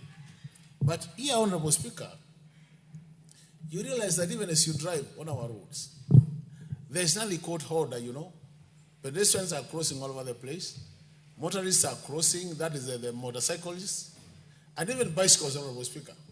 So at times you are focusing on the car ahead of you, Honorable Speaker, and then all of a sudden a motorist is crossing, and you know there are some, Honorable Speaker, who have no discipline. They run as if they are doing 100 meters, Honorable Speaker. So by the time you realize this is happening, you see somebody has already been knocked down. And if you look at the statistics, Honorable Speaker, it actually confirms that we have a problem. The number of people we are losing through accidents, pedestrians, Honorable Speaker, is so high for a country like ours, looking at our population and looking at our economic level, Honorable Speaker. So on that note, Honorable Speaker, then, it means we seriously need to think about creating these additional lanes in our on our roads, so that at the end of the day, Honorable Speaker, we have our pedestrians being safe and the cyclists also being safe, Honorable Speaker. But there's a problem in this country, and this is most of the problem is encroachment of the road reserves, Honorable Speaker. You know, Honorable Speaker, anytime I always ask myself, it looks like by the time God was creating us as Kenyans, land was so scarce that every Kenyan wants land irrespective of where it is, Honorable Speaker. Because we have encroached to our road reserves to an extent that you even have no space to create these additional lanes. And that is going to be one of the challenges. And to make things worse, Honorable Speaker, you realize that even those who have encroached and they know it is government land, they will still be demanding compensation. Now, you want government to compensate you for government land. And any attempt to enforce so that you push these people out of the road, then it is always becoming very political. If it is in towns, you find our Our MCs are saying you can't touch this land, and our fellow MPs here are saying you can't touch this land, and they know it is government land. So I think as a house, we need to agree that if we need to create these additional lanes, the first thing we need to do is to ensure that government land which has been encroached by either the land grabbers, Honorable Speaker, is released for that purpose. The other thing we need to do, Honorable Speaker, we need also to challenge our designers, Honorable Speaker, because I cannot believe that some of the countries I go to, and I see the way the roads have been designed, I cannot believe that our own designers cannot match that standard, Honorable Speaker. Kenyans, we pride ourselves to be very educated, Honorable Speaker, and we have serious engineers in this country. I always ask myself, is it that they don't know? Is it that they don't want? Or is it that the budget doesn't allow to get such roads? But all said and done, Honorable Speaker, the sooner we get these lanes, additional lanes to our roads, the better for our country. And I like what Honorable Shakila said, that it doesn't have to be, it is not very expensive because you don't have to put the footpath for pedestrians, doesn't have, in terms of quality, doesn't have to match the quality of where the cars will be driving on. Because a human being, I don't think anybody can go up to 200 kg. Hardly can we have a human being going up to 200 kg. So, Honorable Speaker, it means we could actually get this at a very convenient cost. In that case, it will help, and more so for the cities. Now we have quite a number of cities. We have Nairobi, we have Nakuru, we have Eldoret, we have Mombasa. We can start with the cities and then move to the other towns which are upcoming. In that case, we'll be helping our people and we'll reduce the statistics in terms of those who are dying as a result of being either knocked down by vehicles or another accidents happening in our roads. Because once you separate the pedestrians, the cyclists and the motorists, automatically you reduce the number by almost to a very low percentage, Honorable Speaker. And that will be good for this country because you'll have our people living longer and being able to participate in economic activities. So with this many remarks, Honorable Speaker, I once more want to thank Honorable Resuda for this bill and say that I'll be supporting this bill, and I urge your colleagues to support this bill so that we can now have these lanes constructed. But also, when it comes to budgeting, Honorable Speaker, we also need to provide more resources in terms of budget so that we have the money to construct the lanes. I support, Honorable Speaker. Thank you. Yeah, those who have been questioning why Clause 9 states what it states, if you listen to Honorable Dr. Makali Mulu, you now understand. It's a lot of, land acquisition and reclaim to be done if we are to realize this as intended. The Honorable Robert Basil. Thank you, Mr. Speaker, for allowing me to contribute to this particular amendment bill. Allow me from onset to thank my friend and the Honorable Naisula Lesuda for actually bringing this amendment number 31 of 2024 to allow cycling lanes as well as pedestrian walkways, Mr. Speaker. This particular bill amendment reminds me of a very renowned author, Kenny Walibora, who actually authored the book Siku Njema. This gentleman died because of lack of pedestrian walkways, because he was knocked down, and that is how he met his death. So we lost a very serious brain in this country because of lack of walkways. I also happen to know a very renowned lawyer by the name Aja Olubai, who was also hit when crossing Thika Road because there are no pedestrian walkways, Mr. Speaker. So it is very clear, Mr. Speaker, this bill is very critical because it manages accidents that are occasioned by absence of cycling lanes as well as pedestrian walkways, Mr. Speaker. If you go to First World, Mr. Speaker, you'll agree with me that their engineers do factor this when designing their roads. But our engineers, unfortunately, they don't consider this, Mr. Speaker. So there are so many benefits that we can derive or that we can get by having cycling lanes as well as pedestrian walkways, Mr. Speaker. And to mention just a few, Mr. Speaker, one of it is actually health-related benefits.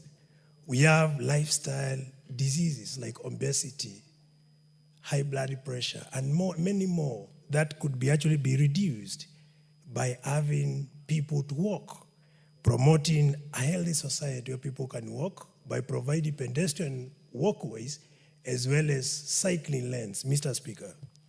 Mental well-being can be boosted because of that, Mr. Speaker.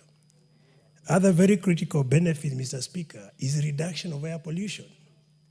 Emission of carbon monoxide and among other gases that are emitted by vehicles will be reduced significantly, Mr. Speaker, if we allow for cycling lanes, pedestrian walkways, because people will be less dependent on vehicles. And these will be benefits.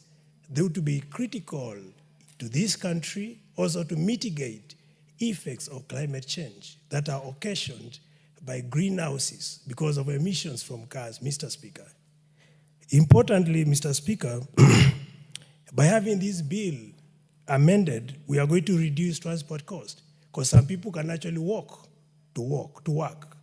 And if you walk to work, because that provision is given by having safe pedestrian walkways, safe cycling lanes, then the costs associated with the paying exorbitant bus fares, as well as having to drive your cars to work, all these will be reduced. And that will be very significant cost reduction, particularly while understanding the increased cost of living in this country, Mr. Speaker.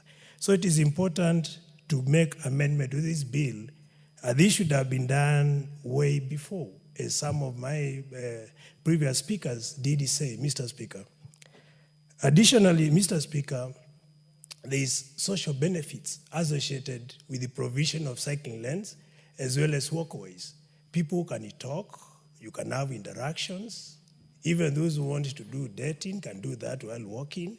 So there is so much to be generated by providing cycling lanes as well as pedestrian walkways. We have seen it elsewhere in other countries where there is a lot of social cohesion. We have been hearing undivided country, and we have witnessed recently with aggressions coming from Gen Zs as well as people who are completely not happy with the stress that has been brought about by lack of social interactions, which could be provided for by having cycling lanes as well as pedestrian walkways, Mr. Speaker.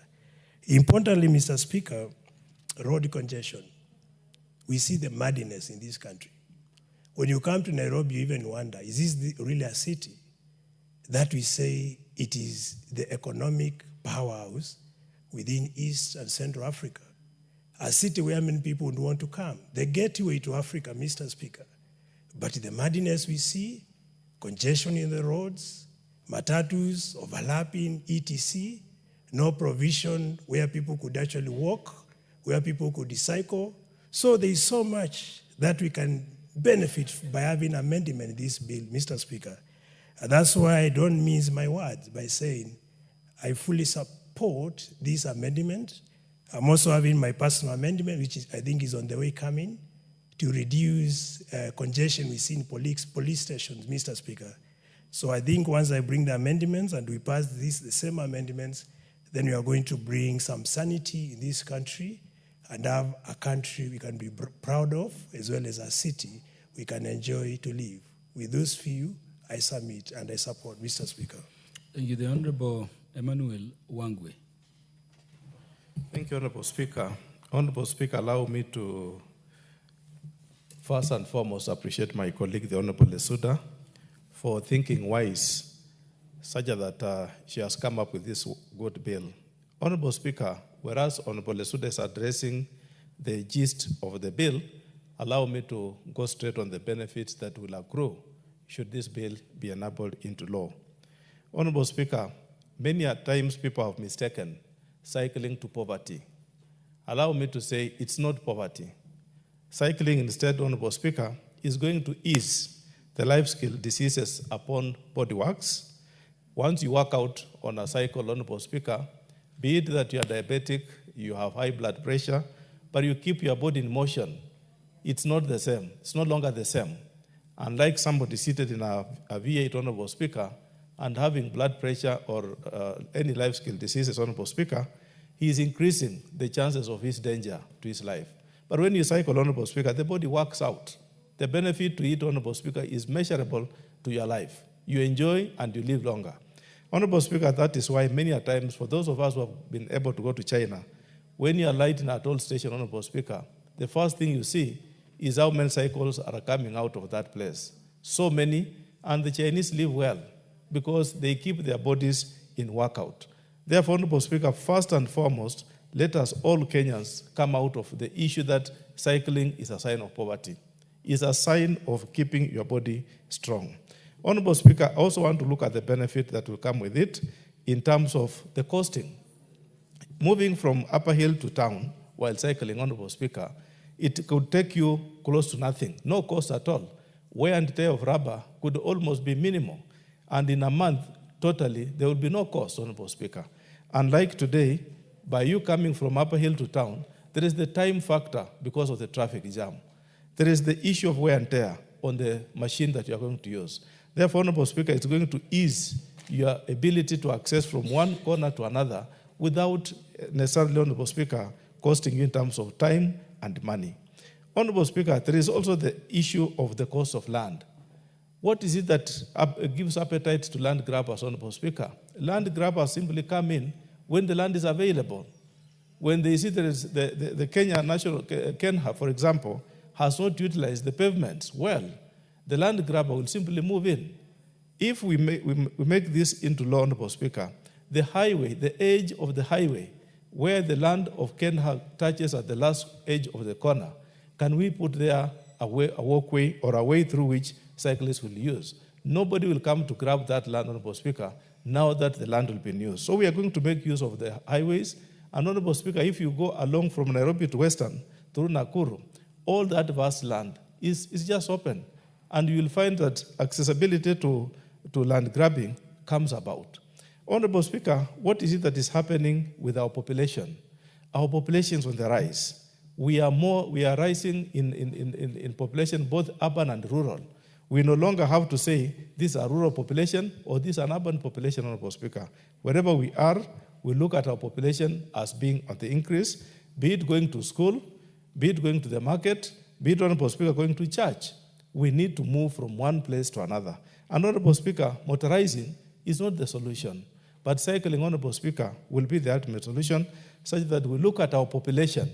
It will be easier to work with one or two bicycles in a family to move from one place to another at minimal cost. Finally, Honorable Speaker, what is the impact of westernization on use of a bicycle, Honorable Speaker? Westernization, Honorable Speaker, many a times we look at Kenya and saying we want to drive a V8 engine or a V6 engine, Honorable Speaker. You and I travel. How many V6 engines will you see in London? Paltry, you will not see many V6 engines in London. Meaning, Honorable Speaker, the West has already embraced low-cost living on a good surface. The thing is, Honorable Speaker, and why I appreciate this bill, is going to build the infrastructure from the word go. Let us have good infrastructure. Let us not say we are riding a bicycle on a Maram road. Let us ride a bicycle, Honorable Speaker, on a tarmac road, a good surface, and we'll embrace it. So westernization, Honorable Speaker, has already taught us how are we going to behave when these bicycles are put in place. Meaning we are going to adopt it and we are going to move on well. Thank you, Honorable Speaker. I support this bill. The Honorable Julius Meli, the MP for Tinderet. Yes. Thank you, Mr. Speaker. Mr. Speaker, I want to laud the Honorable Member for Samburu, Honorable Lesuda, for this very, very progressive bill. I would say that this bill, Honorable Speaker, is actually timely and very important. That this country is one of the countries that are well developed in this region actually cannot be said more than that. But one of the things that we can see in our roads, Honorable Speaker, and I want to say that with the creation of the three agencies, Kenya Roads, Kenya Rural Roads, Kenya Urban Roads, and Kenya Highways, and more importantly, the main one, the Kenya Roads Board, actually one of the things that the three agencies have failed to really put in place is the issue of non-motorized individuals. These individuals or the non-motorized sections of the road used by pedestrians, used by cyclists, used by carts, the cart users, those who pull the carts. Honorable Speaker, our roads in this country are the most dangerous in several parts, compared to several parts of this region. Kenya prides itself with a well-developed road network in East African region, but it is also a country full of disorder. Honorable Speaker, you will realize that Kenha, Kera, and Kura have done very good roads, paved roads in the cities, but they have not had a consideration for the cyclist, for the pedestrian. And in fact, sometimes the motorist interferes even with the pedestrian work. That's why I would request and I will propose that you also need to introduce very serious penalties on those individuals who actually cross into the walkways, who cross into the cyclist ways, and more importantly, who even disregard traffic rules. And from this bill, Honorable Speaker, I think this time the traffic department within the police service has to enforce the laws. The road carnage we have in the country is at another level. Get the motorists or the matatu users, get the motorcycle users. They ride in every direction. And even the vehicles used by government officers, and I would say even as members of parliament, we are culprits on this. It is important that let the rule of law prevail, not only for any other person, but for every citizen in the country. I want to say that the bill especially is asking that all road users, all road contractors are supposed to put very legible road signs. I'm using the word legible, Honorable Speaker, to note that some contractors, out of saving money, put substandard walkways. At times, the quality of the tarmac on the walkways is very low, and they wear out very fast. Two, even the road walls, even the road signs, even at times, they even disregard the construction of the walkways because of trying to save and make profits. By actually bringing this particular bill, Honorable Speaker, I think it's also important on the implementation and in the implementing agencies and the implementation committee to ensure that what the bill is actually asking and what the regulations are going to be put in place by the minister are followed to the latter. Honorable Speaker, you'll realize that even the flora and fauna in the city, even the grass, even the flowers are trampled upon by lack of walkways. The cyclists and everyone along the city, and our city has been known to be the green city in the sun, but today it is one of the most dusty city around. And that's why I'm asking that let us make sure that let's provide the walkway. Cycling is very healthy. It is not, a bicycle is not for a poor man's means of transport. It is very healthy for us. And by the end of the day, Honorable Speaker, if we are going to restrict to have cyclists moving on those particular paths and we take care of them, even it will reduce road carnage, it will even reduce the diseases that are caused by lifestyle diseases. So, Honorable Speaker, this is a very important bill. I support it. And in fact, Honorable Speaker, I shall be proposing even amendment to this, especially on penalties that shall ensure on individuals that are not going to follow the bill. And more importantly, on governments, especially municipal governments, like our municipal government in Nairobi here and other cities, where they have left roads to disrepute, to dilapidate. Where there were existing roads, we need to put them in place and ensure that this bill is implemented. But I have a question to the honorable member about the constitutional laws, the 15 years. Yes, so I will request that we have it brought down if need be, because 15 years is too long. It will not be very expensive to put up these walkways within the first few years, and we can be able to implement it and make our roads safer and of better use. I thank you, Honorable Speaker. The Honorable Eric MATIANG'I, MP for Unyejas. Thank you, Honorable Speaker.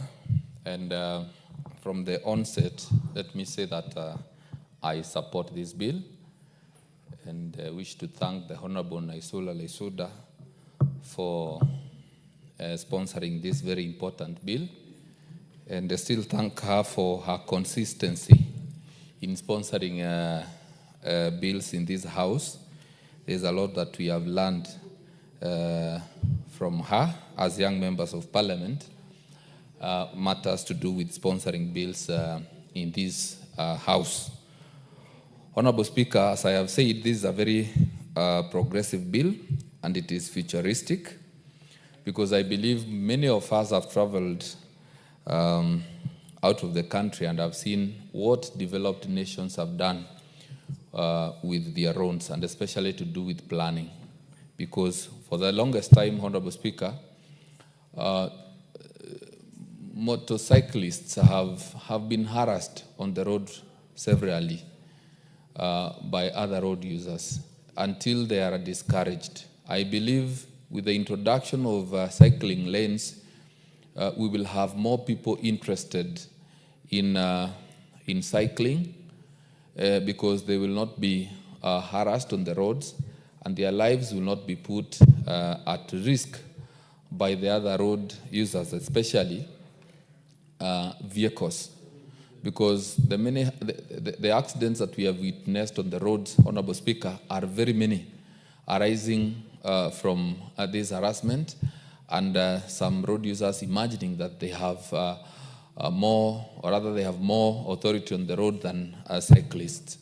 So, Honorable Speaker, going forward, we would like to see, and especially in major cities, which are very congested with a lot of people, we would like to see roads being constructed with cycling lanes provided. So, Honorable Speaker, I support this because it also has health benefits. Because now when more people cycle, more people will exercise, and then it has a lot of benefit in terms of health. So, Honorable Speaker, I support. The Honorable Harold Kipchumba Kimuge is recognized to make his maiden contribution.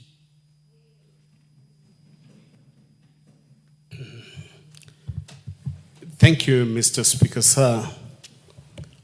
Although this should not be my maiden speech, I just want to contribute towards this amendment bill. On the onset, I want to congratulate Honorable Naisula for considering this bill.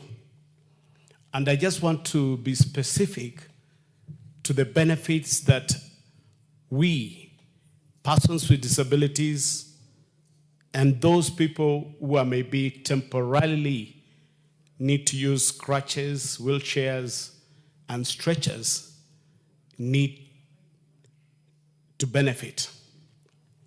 From the onset, access to safe, inclusive, and well-designed infrastructure is not a privilege. It is a basic right. For us, we use crutches and wheelchairs. Features such as sidewalks, ramps, and non-motorized roads are not conveniences. They are essential. They bring dignity to our lives. They give us independence, and it brings equality. Mr. Speaker, sir, many years ago when I was a pupil at Nile Road Special School in Ofafa, Jericho, that is in 1970, 71, 2, many of us with disabilities were able to move around because the roads were either not populated, but were well designed. There were spaces. But right now, 60 years, 50 years down the line, there are fewer persons with disabilities in our streets because of the designs of our roads. Many gaping holes, barriers, and ramps don't exist. And therefore, I'm in support of this amendment bill, for it shall improve accessibility and allowing individuals who use wheelchairs, crutches, or other mobility aids to move freely and confidently. These facilities, while in place, will help us access schools, workplaces, markets, and health services. They'll open doors for more of users of disability to go to school, to access education, get to place of work, and even reach out for healthcare. It empowers us to be independent when the infrastructure is available for us to move freely and independently. Mr. Speaker, sir, lastly, inclusive infrastructure is not a charity. It's an act of justice. If we build our cities, our towns,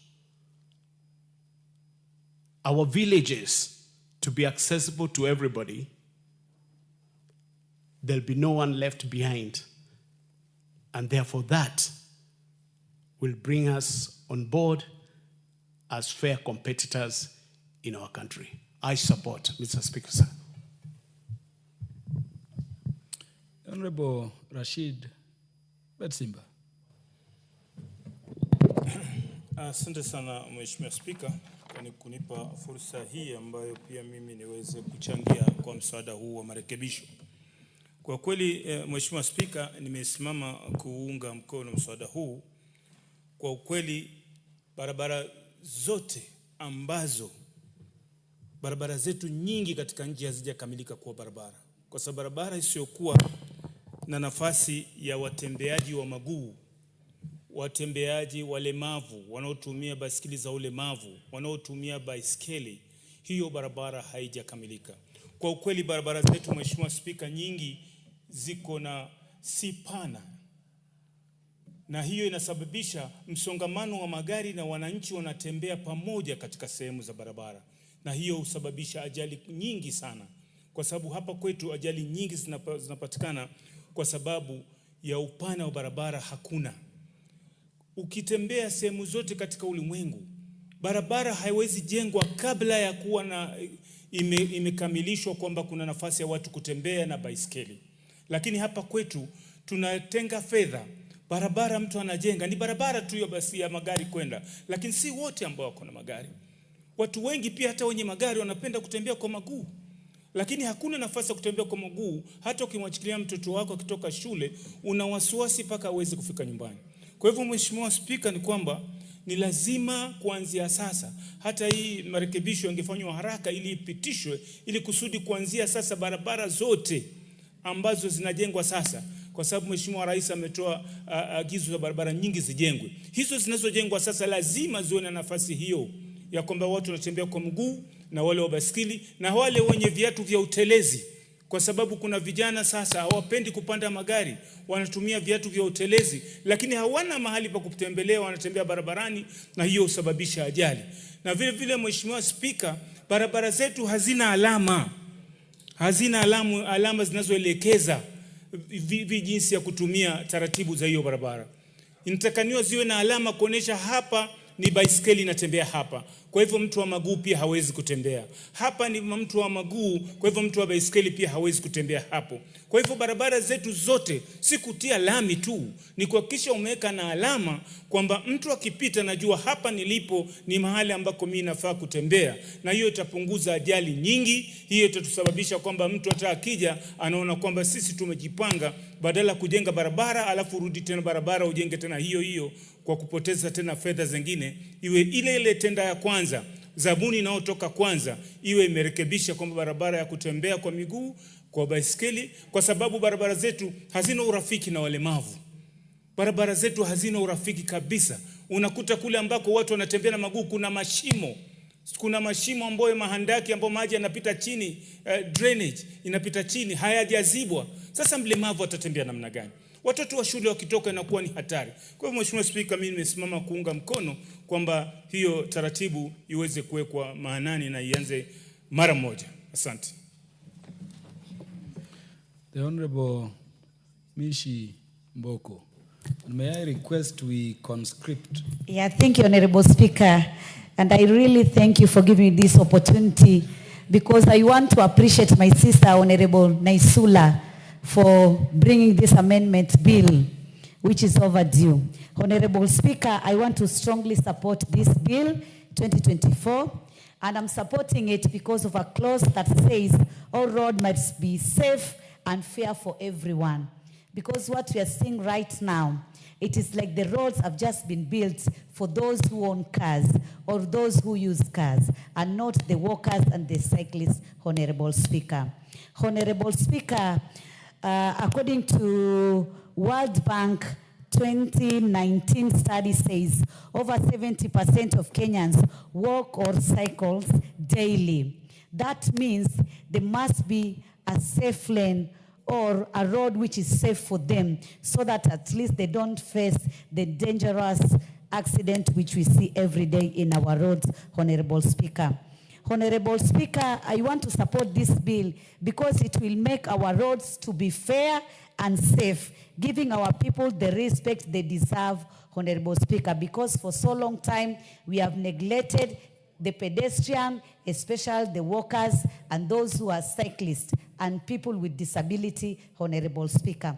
And Honorable Speaker, you need to note that our roads, most of them in our country, they are 1 lane or 2 lanes, Honorable Speaker, and they are always very, very busy. So, Honorable Speaker, you can imagine a road which is only 1 lane or rather 2 lanes, and we have those who are walking, we have those who are cycling, and we have those who are using vehicles. So it is really chaotic, Honorable Speaker, and it is very dangerous, Honorable Speaker. Honorable Speaker, this bill will also require all new roads and big roads repairs to include special lanes for walkers and cyclists, Honorable Speaker. And this lane, as we said, they must be designed in a way that even those persons with disability who are using their bicycles, they should also be able to use these lanes, Honorable Speaker. Honorable Speaker, this bill talks about updating the design and the rules in terms of design for our roads. The roads we're having right now, they have to be changed, and the future roads, they also need to have the designs. And the designs need to have uniformity of the design, the standard of the lanes for non-motorized transport, Honorable Speaker. That is the pedestrians, those who are walking, and those who are cycling, Honorable Speaker. Honorable Speaker, I support this because it will force road planners to care about the majority who walk. Because today, those who own car or those who use cars, there are very few in our country. Most of the people, they prefer walking. Most of the people, they prefer cycling, Honorable Speaker. So at least the planners are going to be forced to ensure that they care for the majority, Honorable Speaker. Honorable Speaker, also I'm so shocked just to note that 48% of Kenyans' road death are pedestrian. So it means this bill will ensure that we minimize the death cases of the pedestrian, Honorable Speaker. And the 2019 World Bank study show over 70% of Kenyans walk or cycle daily. On a daily basis, you can imagine, Honorable Speaker. I'm just looking, Honorable Speaker, even on the ferries, where it is in the Nyanza region, in Coast region, where we use the ferries. And it's unfortunate that we don't have marking or other lanes to show these lanes belong to those having cars and these lanes belong to those who are cycling and those who are walking. And that is why you see even most of the time we have some accident even in the ferry. So it is also high time, not only on the roads, but also in this ferry, because we are using them every day. We should have those marks, or rather put like a lane, Honorable Speaker. Honorable Speaker, I also want to say that we are going to save lives of Kenyans, especially on the crowded streets. We are going to have special lanes which are marked for walkers and cyclists, Honorable Speaker. My colleague, Honorable Bezimba, has said not only putting the lane, but also putting the safe marks, like the zebra crossing. Not all roads that they have zebra crossing signs, or rather maybe they have places where, like when you go to other countries, I was in Dubai the other time, and I saw that there are areas where they're marked. If you just walk through those areas, no car will hit you, because it is a rule, and every person who is driving need to obey those rules, Honorable Speaker. Honorable Speaker, also I want to say that I support this because it is a simple, proven, fixed, separate lanes for walkers. It is just fixing, because we already have the infrastructure. And in future, the infrastructure we're going to put in terms of road, it is just to ensure that we fix those lanes for walkers so that we reduce accidents worldwide, and it will also tackle Kenya's high pedestrian deaths, Honorable Speaker. Honorable Speaker, because of other business, I just want to end it here, and I want to say I congratulate my sister for this bill. The Honorable John Kagushia. Thank you, Honorable Speaker. I want to start by congratulating the Honorable Lesuda for having brought such a useful bill to the House. And Honorable Speaker, I want to agree with the rest of the contributors to this bill that majority of Kenyans are road users and, of course, pedestrians and cyclists. Honorable Speaker, it is interesting that over the years we have invested so much money to take care of the minority of Kenyans who use the highways through their vehicles.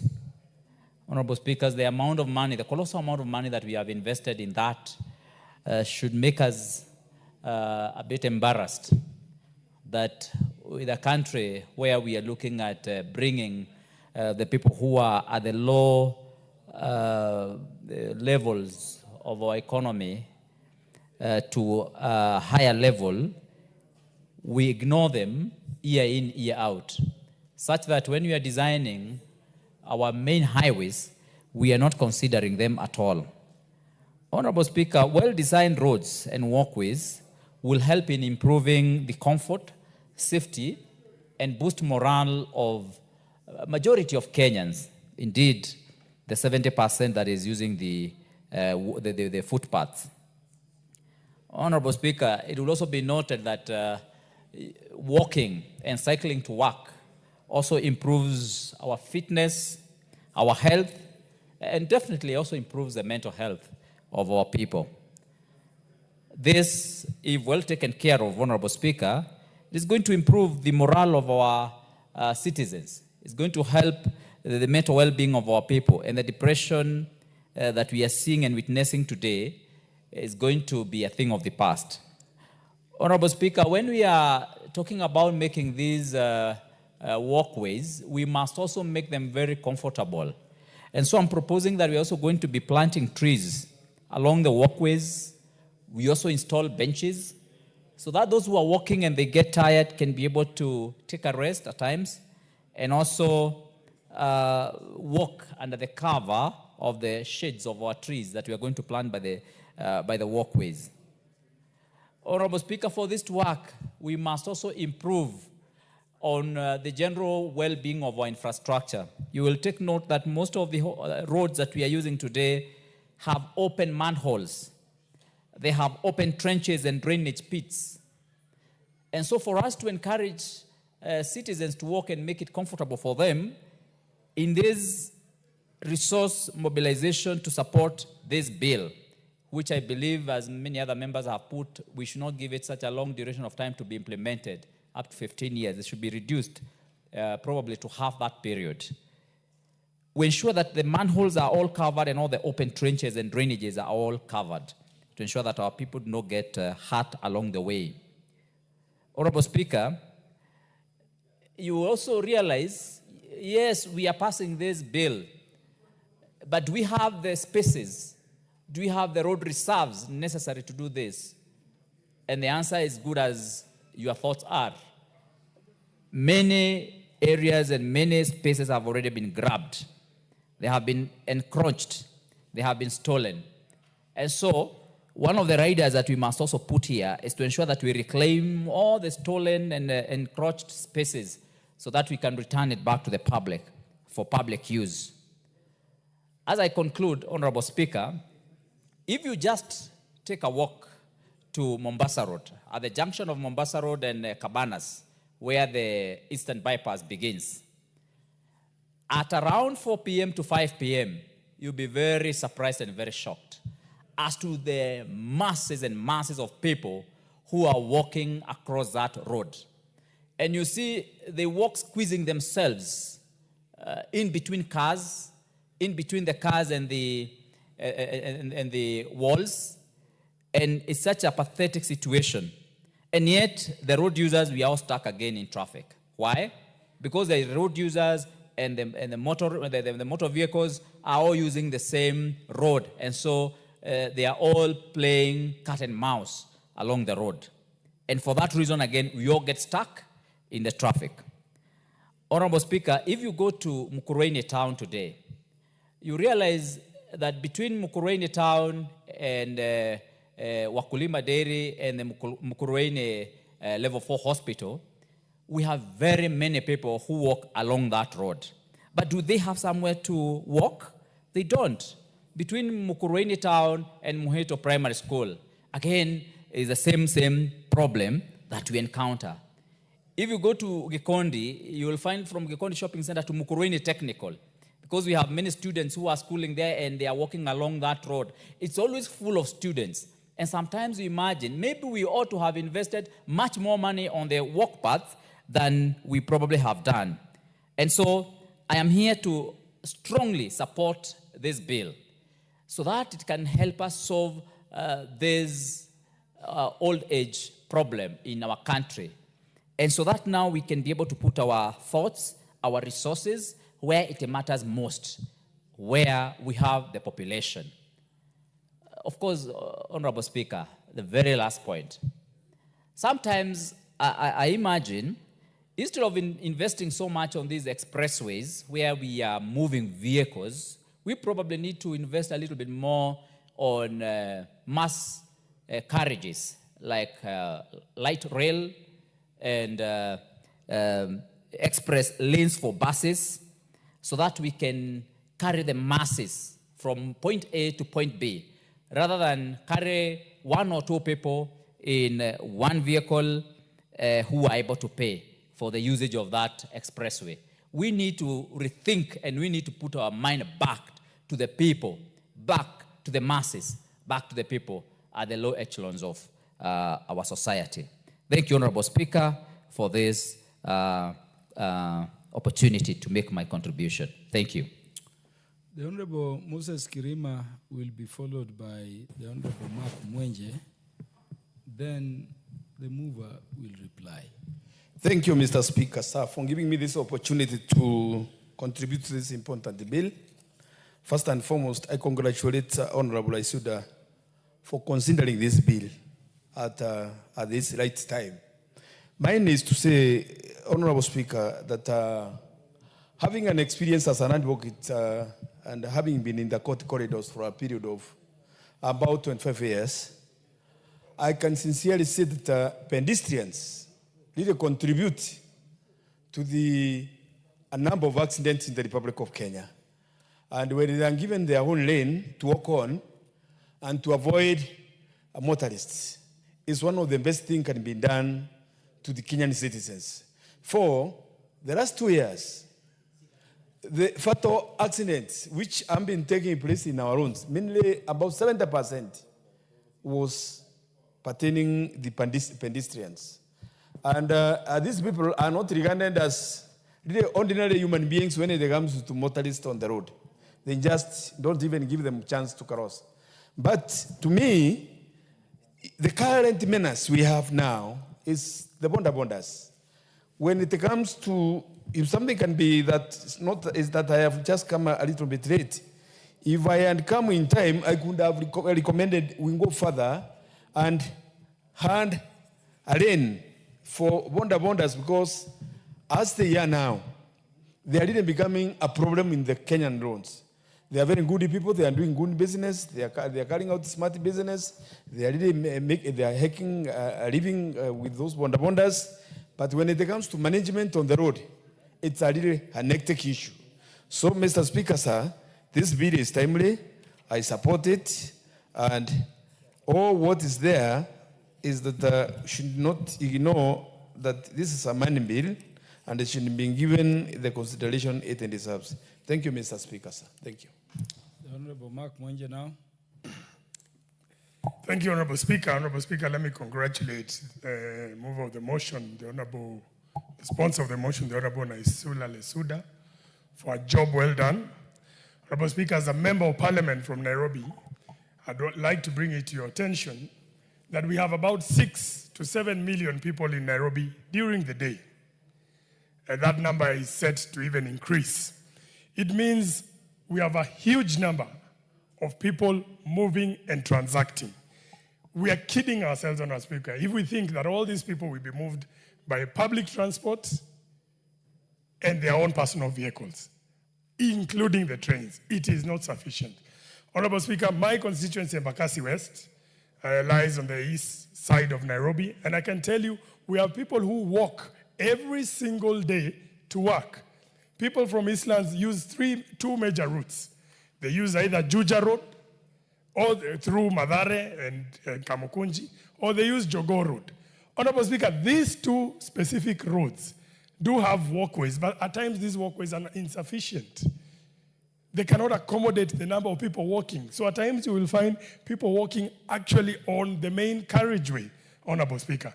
We have other smaller routes that are faster, that can help you get to town, Honorable Speaker, and get to other places. Honorable Speaker, these specific routes don't have walkways. Even some of the major roads that have been done by Kena and Kura here in Nairobi, Honorable Speaker. For instance, you have Kangundo Road, which is in my constituency. You won't find a proper walkway on it because the same place where has been graded that you think pedestrians would be walking there is where matatus stop during this time in the evening, during rush hour. That's where the matatus are trying to escape the traffic. So it means we've never considered this city of Nairobi and the country in general, that there are people who walk. We build our roads based on the fuel levy that we are collecting. So we look at motorized transport, we look at the cars, we look at the bodas and everybody, but nobody thinks about the people who are walking. People from low income in this country, Honorable Speaker, here in Nairobi, all over, prefer to walk to their places of work. And Honorable Speaker, if we are going to get our country to the level of other developed countries, modern cities, we must develop walkways. Honorable Speaker, you go to a city, you go to Singapore, you go to Malaysia, you go to Kuala Lumpur. They've created walkways. Now, Honorable Speaker, in Malaysia, temperatures can hit even up to 40, 45 degrees, the humidity. They've created walkways that are even air conditioned to ensure that their people are walking there. If you go to cities such as New York, you go to London, you go to Cape Town, just down here, go even to Dar es Salaam, because they've done some beautiful walkways there. So this is the way of the future. People walk, people cycle. The Prime Minister of Belgium cycles to get to work. Honorable Speaker, if members of Parliament are to try and cycle to work, they can cycle, but where are they going to cycle? they'll probably be knocked down by vehicles and matatus on their way here, Honorable Speaker. So we must think the way the other countries have thought in the 20th century, in the 21st century. We must think of that. Honorable Speaker, we must think of reducing pollution. How do we reduce pollution? By making our people walk. Traffic, Honorable Speaker. You know, there's a concept of park and walk that exists in the UK, in the US and other countries. You park your vehicle in one place and you either catch a bus or you decide to walk. That is what we must encourage in this country, Honorable Speaker. And more importantly, Honorable Speaker, there'll be a lot of disposable income if we allow Kenyans to walk. If it is safer to walk, people will have more money in their pockets, they'll save from fuel and all these other things, taking their cars to garages, mechanics. So there is so much that will be achieved if we spend a little bit more to ensure there are walkways around our country, around the roads that are being done. And I believe this bill is so timely that in the budget for 2025-2026, any plan that is being put forth to build any new roads, let them have walkways. With that, Honorable Speaker, I support. Thank you, Honorable Speaker. There being no more interest to contribute, the mover will now reply.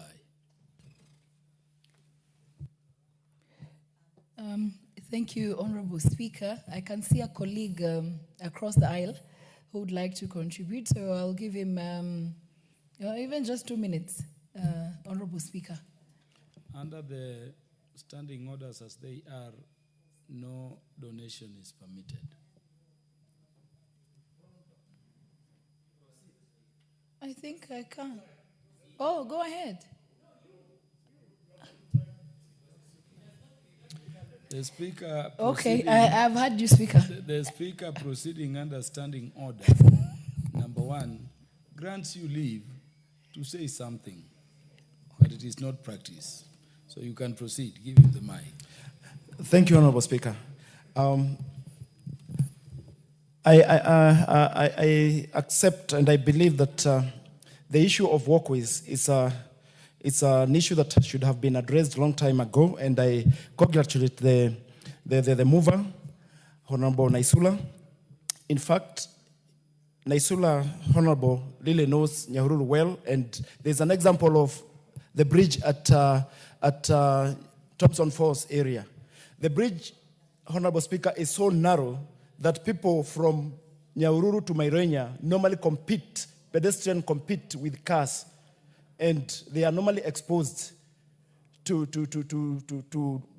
accidents. And this bill has come at the right time so that such facilities could be expanded so that at least we can save our people from these dangers, because some motorists are notorious in the way they drive. So I just wanted to agree with the mover, and it is the high time that this issue was addressed. Thank you, Mr. Speaker. Mover. Thank you very much for that contribution. Mr. Speaker, I want to take this opportunity to most sincerely thank my colleagues who have contributed, who have given their insights, who have given their thoughts into this amendment bill, Mr. Speaker. There are so many of them. I will not be able to name each one of them by name, but just know that I really appreciate your support, and also Honorable Oundo for seconding this amendment bill, Mr. Speaker. Having said that, I just want to say 2 quick things that have come out, Mr. Speaker, actually 3, that during the amendment stage, definitely we'll be looking at the penalties. But also, I just want to say that even if we put very stringent penalties, Mr. Speaker, it is also just about, as I have said many times, that Kenyans will just stop bad manners. It is wrong, it is bad to drive where pedestrians are supposed to walk. You don't even need a penalty to know that as a driver. We just have to do the right things as a people, Mr. Speaker. The other thing is about trees. You can see Wayaki Way. It used to be beautiful just with trees as you drive, as you walk. But as we were doing that, expanding the road, we cut all the trees. In China, Mr. Speaker, if you cut one tree, either to build a house, to build a road, you will go to jail.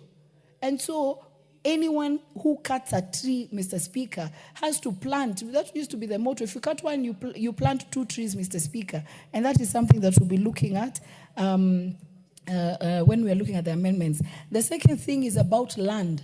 There is an obsession of people wanting to build. You know, they look for 100 by 100 meters plots just next to the road, Mr. Speaker. If you travel abroad, you actually exit the highway. Most homes, most shops are not like on the highway, Mr. Speaker. And we must start to think futuristic as a country to know that we need to expand those roads. We need spaces for our roads, Mr. Speaker. The other thing, Mr. Speaker, is that this is not something that is known to us. The designers, we know these things, Mr. Speaker. Most of our Kenyans are the ones designing even for other countries. The same way leather, we were overtaken by other countries, and it is Kenyans who are doing it in Zambia, in other countries, Mr. Speaker. Kenyans know all these things. We just have to do the right thing. And I want also to thank Kenyans who have shown their support, Mr. Speaker. Today, this bill was trending #1 in Kenya, Mr. Speaker, because Kenyans appreciate and they are supporting what we've been doing in this house from last week and today. And there's a good friend of mine called Debbie who told me that this bill is so timely and good because she has 5 cyclists in her house, her husband and her 4 sons. And so the Kenyans are really looking forward to this bill passing, and I want to thank my colleagues for their support. Lastly, Mr. Speaker, the issue of manholes, we will definitely look at how we can include it there so that they can all be closed. And finally, by the way, there are also many children who have reached out to me through their parents to say that we should implement this yesterday. Children want to cycle to school, they want to cycle, you know, they want to move from point A to B, and even using their skates because they're tired just sitting in cars in traffic. You see a whole family, everyone is gloomy and upset. But if people, as one of my colleagues said on Robert Basil, people will be more happier, people will be happy, Mr. Speaker, once this is put into place. And so, with those very, very many remarks, I just wanted again, lastly, to clarify the issue of 15 years, Mr. Speaker, because it's come up many times. We will be doing an amendment to it because the intention was that we will implement as soon as the president signs for the new roads. But realistically, for all the other roads in Kenya, we can give it 15 years. Because of the budget. But I've been told by Honorable Meli, there's nothing called budget. There is a fuel levy, which is collected every other day, Mr. Speaker. We can do it 10 years, and we will debate when we're doing the third reading and see how many years we can give ourselves as a country so that we get our roads marked, we get the bicycle lanes, and people living with disability also to be able to walk. And so I thank you, my colleagues, and I look forward to engaging with you more as we progress with the bill. Thank you. Honorable members, I now put the question that the Kenya Roads Board Amendment Bill, National Assembly Bill number 31 of 2024, be now read a second time. Will as many as are of that opinion say aye? Will as many as are of the contrary opinion say nay? The ayes have it. A bill for an act of parliament to amend the Kenya Roads Act and for connected purposes. Next order. Order number 13, consideration of 4th report on the examination of financial statements of selected state corporations. Move.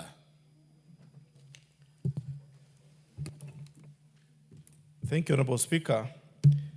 Honorable Speaker, I beg to move that this House adopts the 4th report of the Public Investments Committee on Social Services, Administration and Agriculture on its consideration of the report of the Auditor General on the financial statements of the following state corporations laid on the table of the House on Thursday, 17th October 2024. 1. National Social Security Fund for financial year 2019-2020. B. Communication Authority of Kenya, financial year 2017-2018 and 2018-2019. 3. Child Welfare Society of Kenya, financial year 2014-2015. 4. Circle Society Regulatory Authority, financial year 2017-2018. 2018-2019, and 2019-2020. And E, Kenya Institute for Public Policy Research and Analysis, financial year 2014-15, 2015-16, 2016-17, and 2017-18. Honorable Speaker, allow me on the onset to appreciate that our Public Investment Committee on Social Service Administration and Agriculture looks into various sectors as follows. It looks into the sector of agriculture, sector of public administration, sector of health, and sector of social protection. Honorable Speaker, this fourth report of the five institutions, Honorable Speaker, as examined and laid in this document, Honorable Speaker, complies with the State Corporations Act, the Public Procurement and Asset Disposal Act, and the various acts as follows, Honorable Speaker. The Public Finance Management Act of 2012, the Public Audit Act of 2015, the State Corporations Act 1986, the Public Procurement and Asset Disposal Act, as I had mentioned, 2015, the National Assembly Standing Orders, and the National Assembly Powers and Privileges Act, Honorable Speaker, of 2017.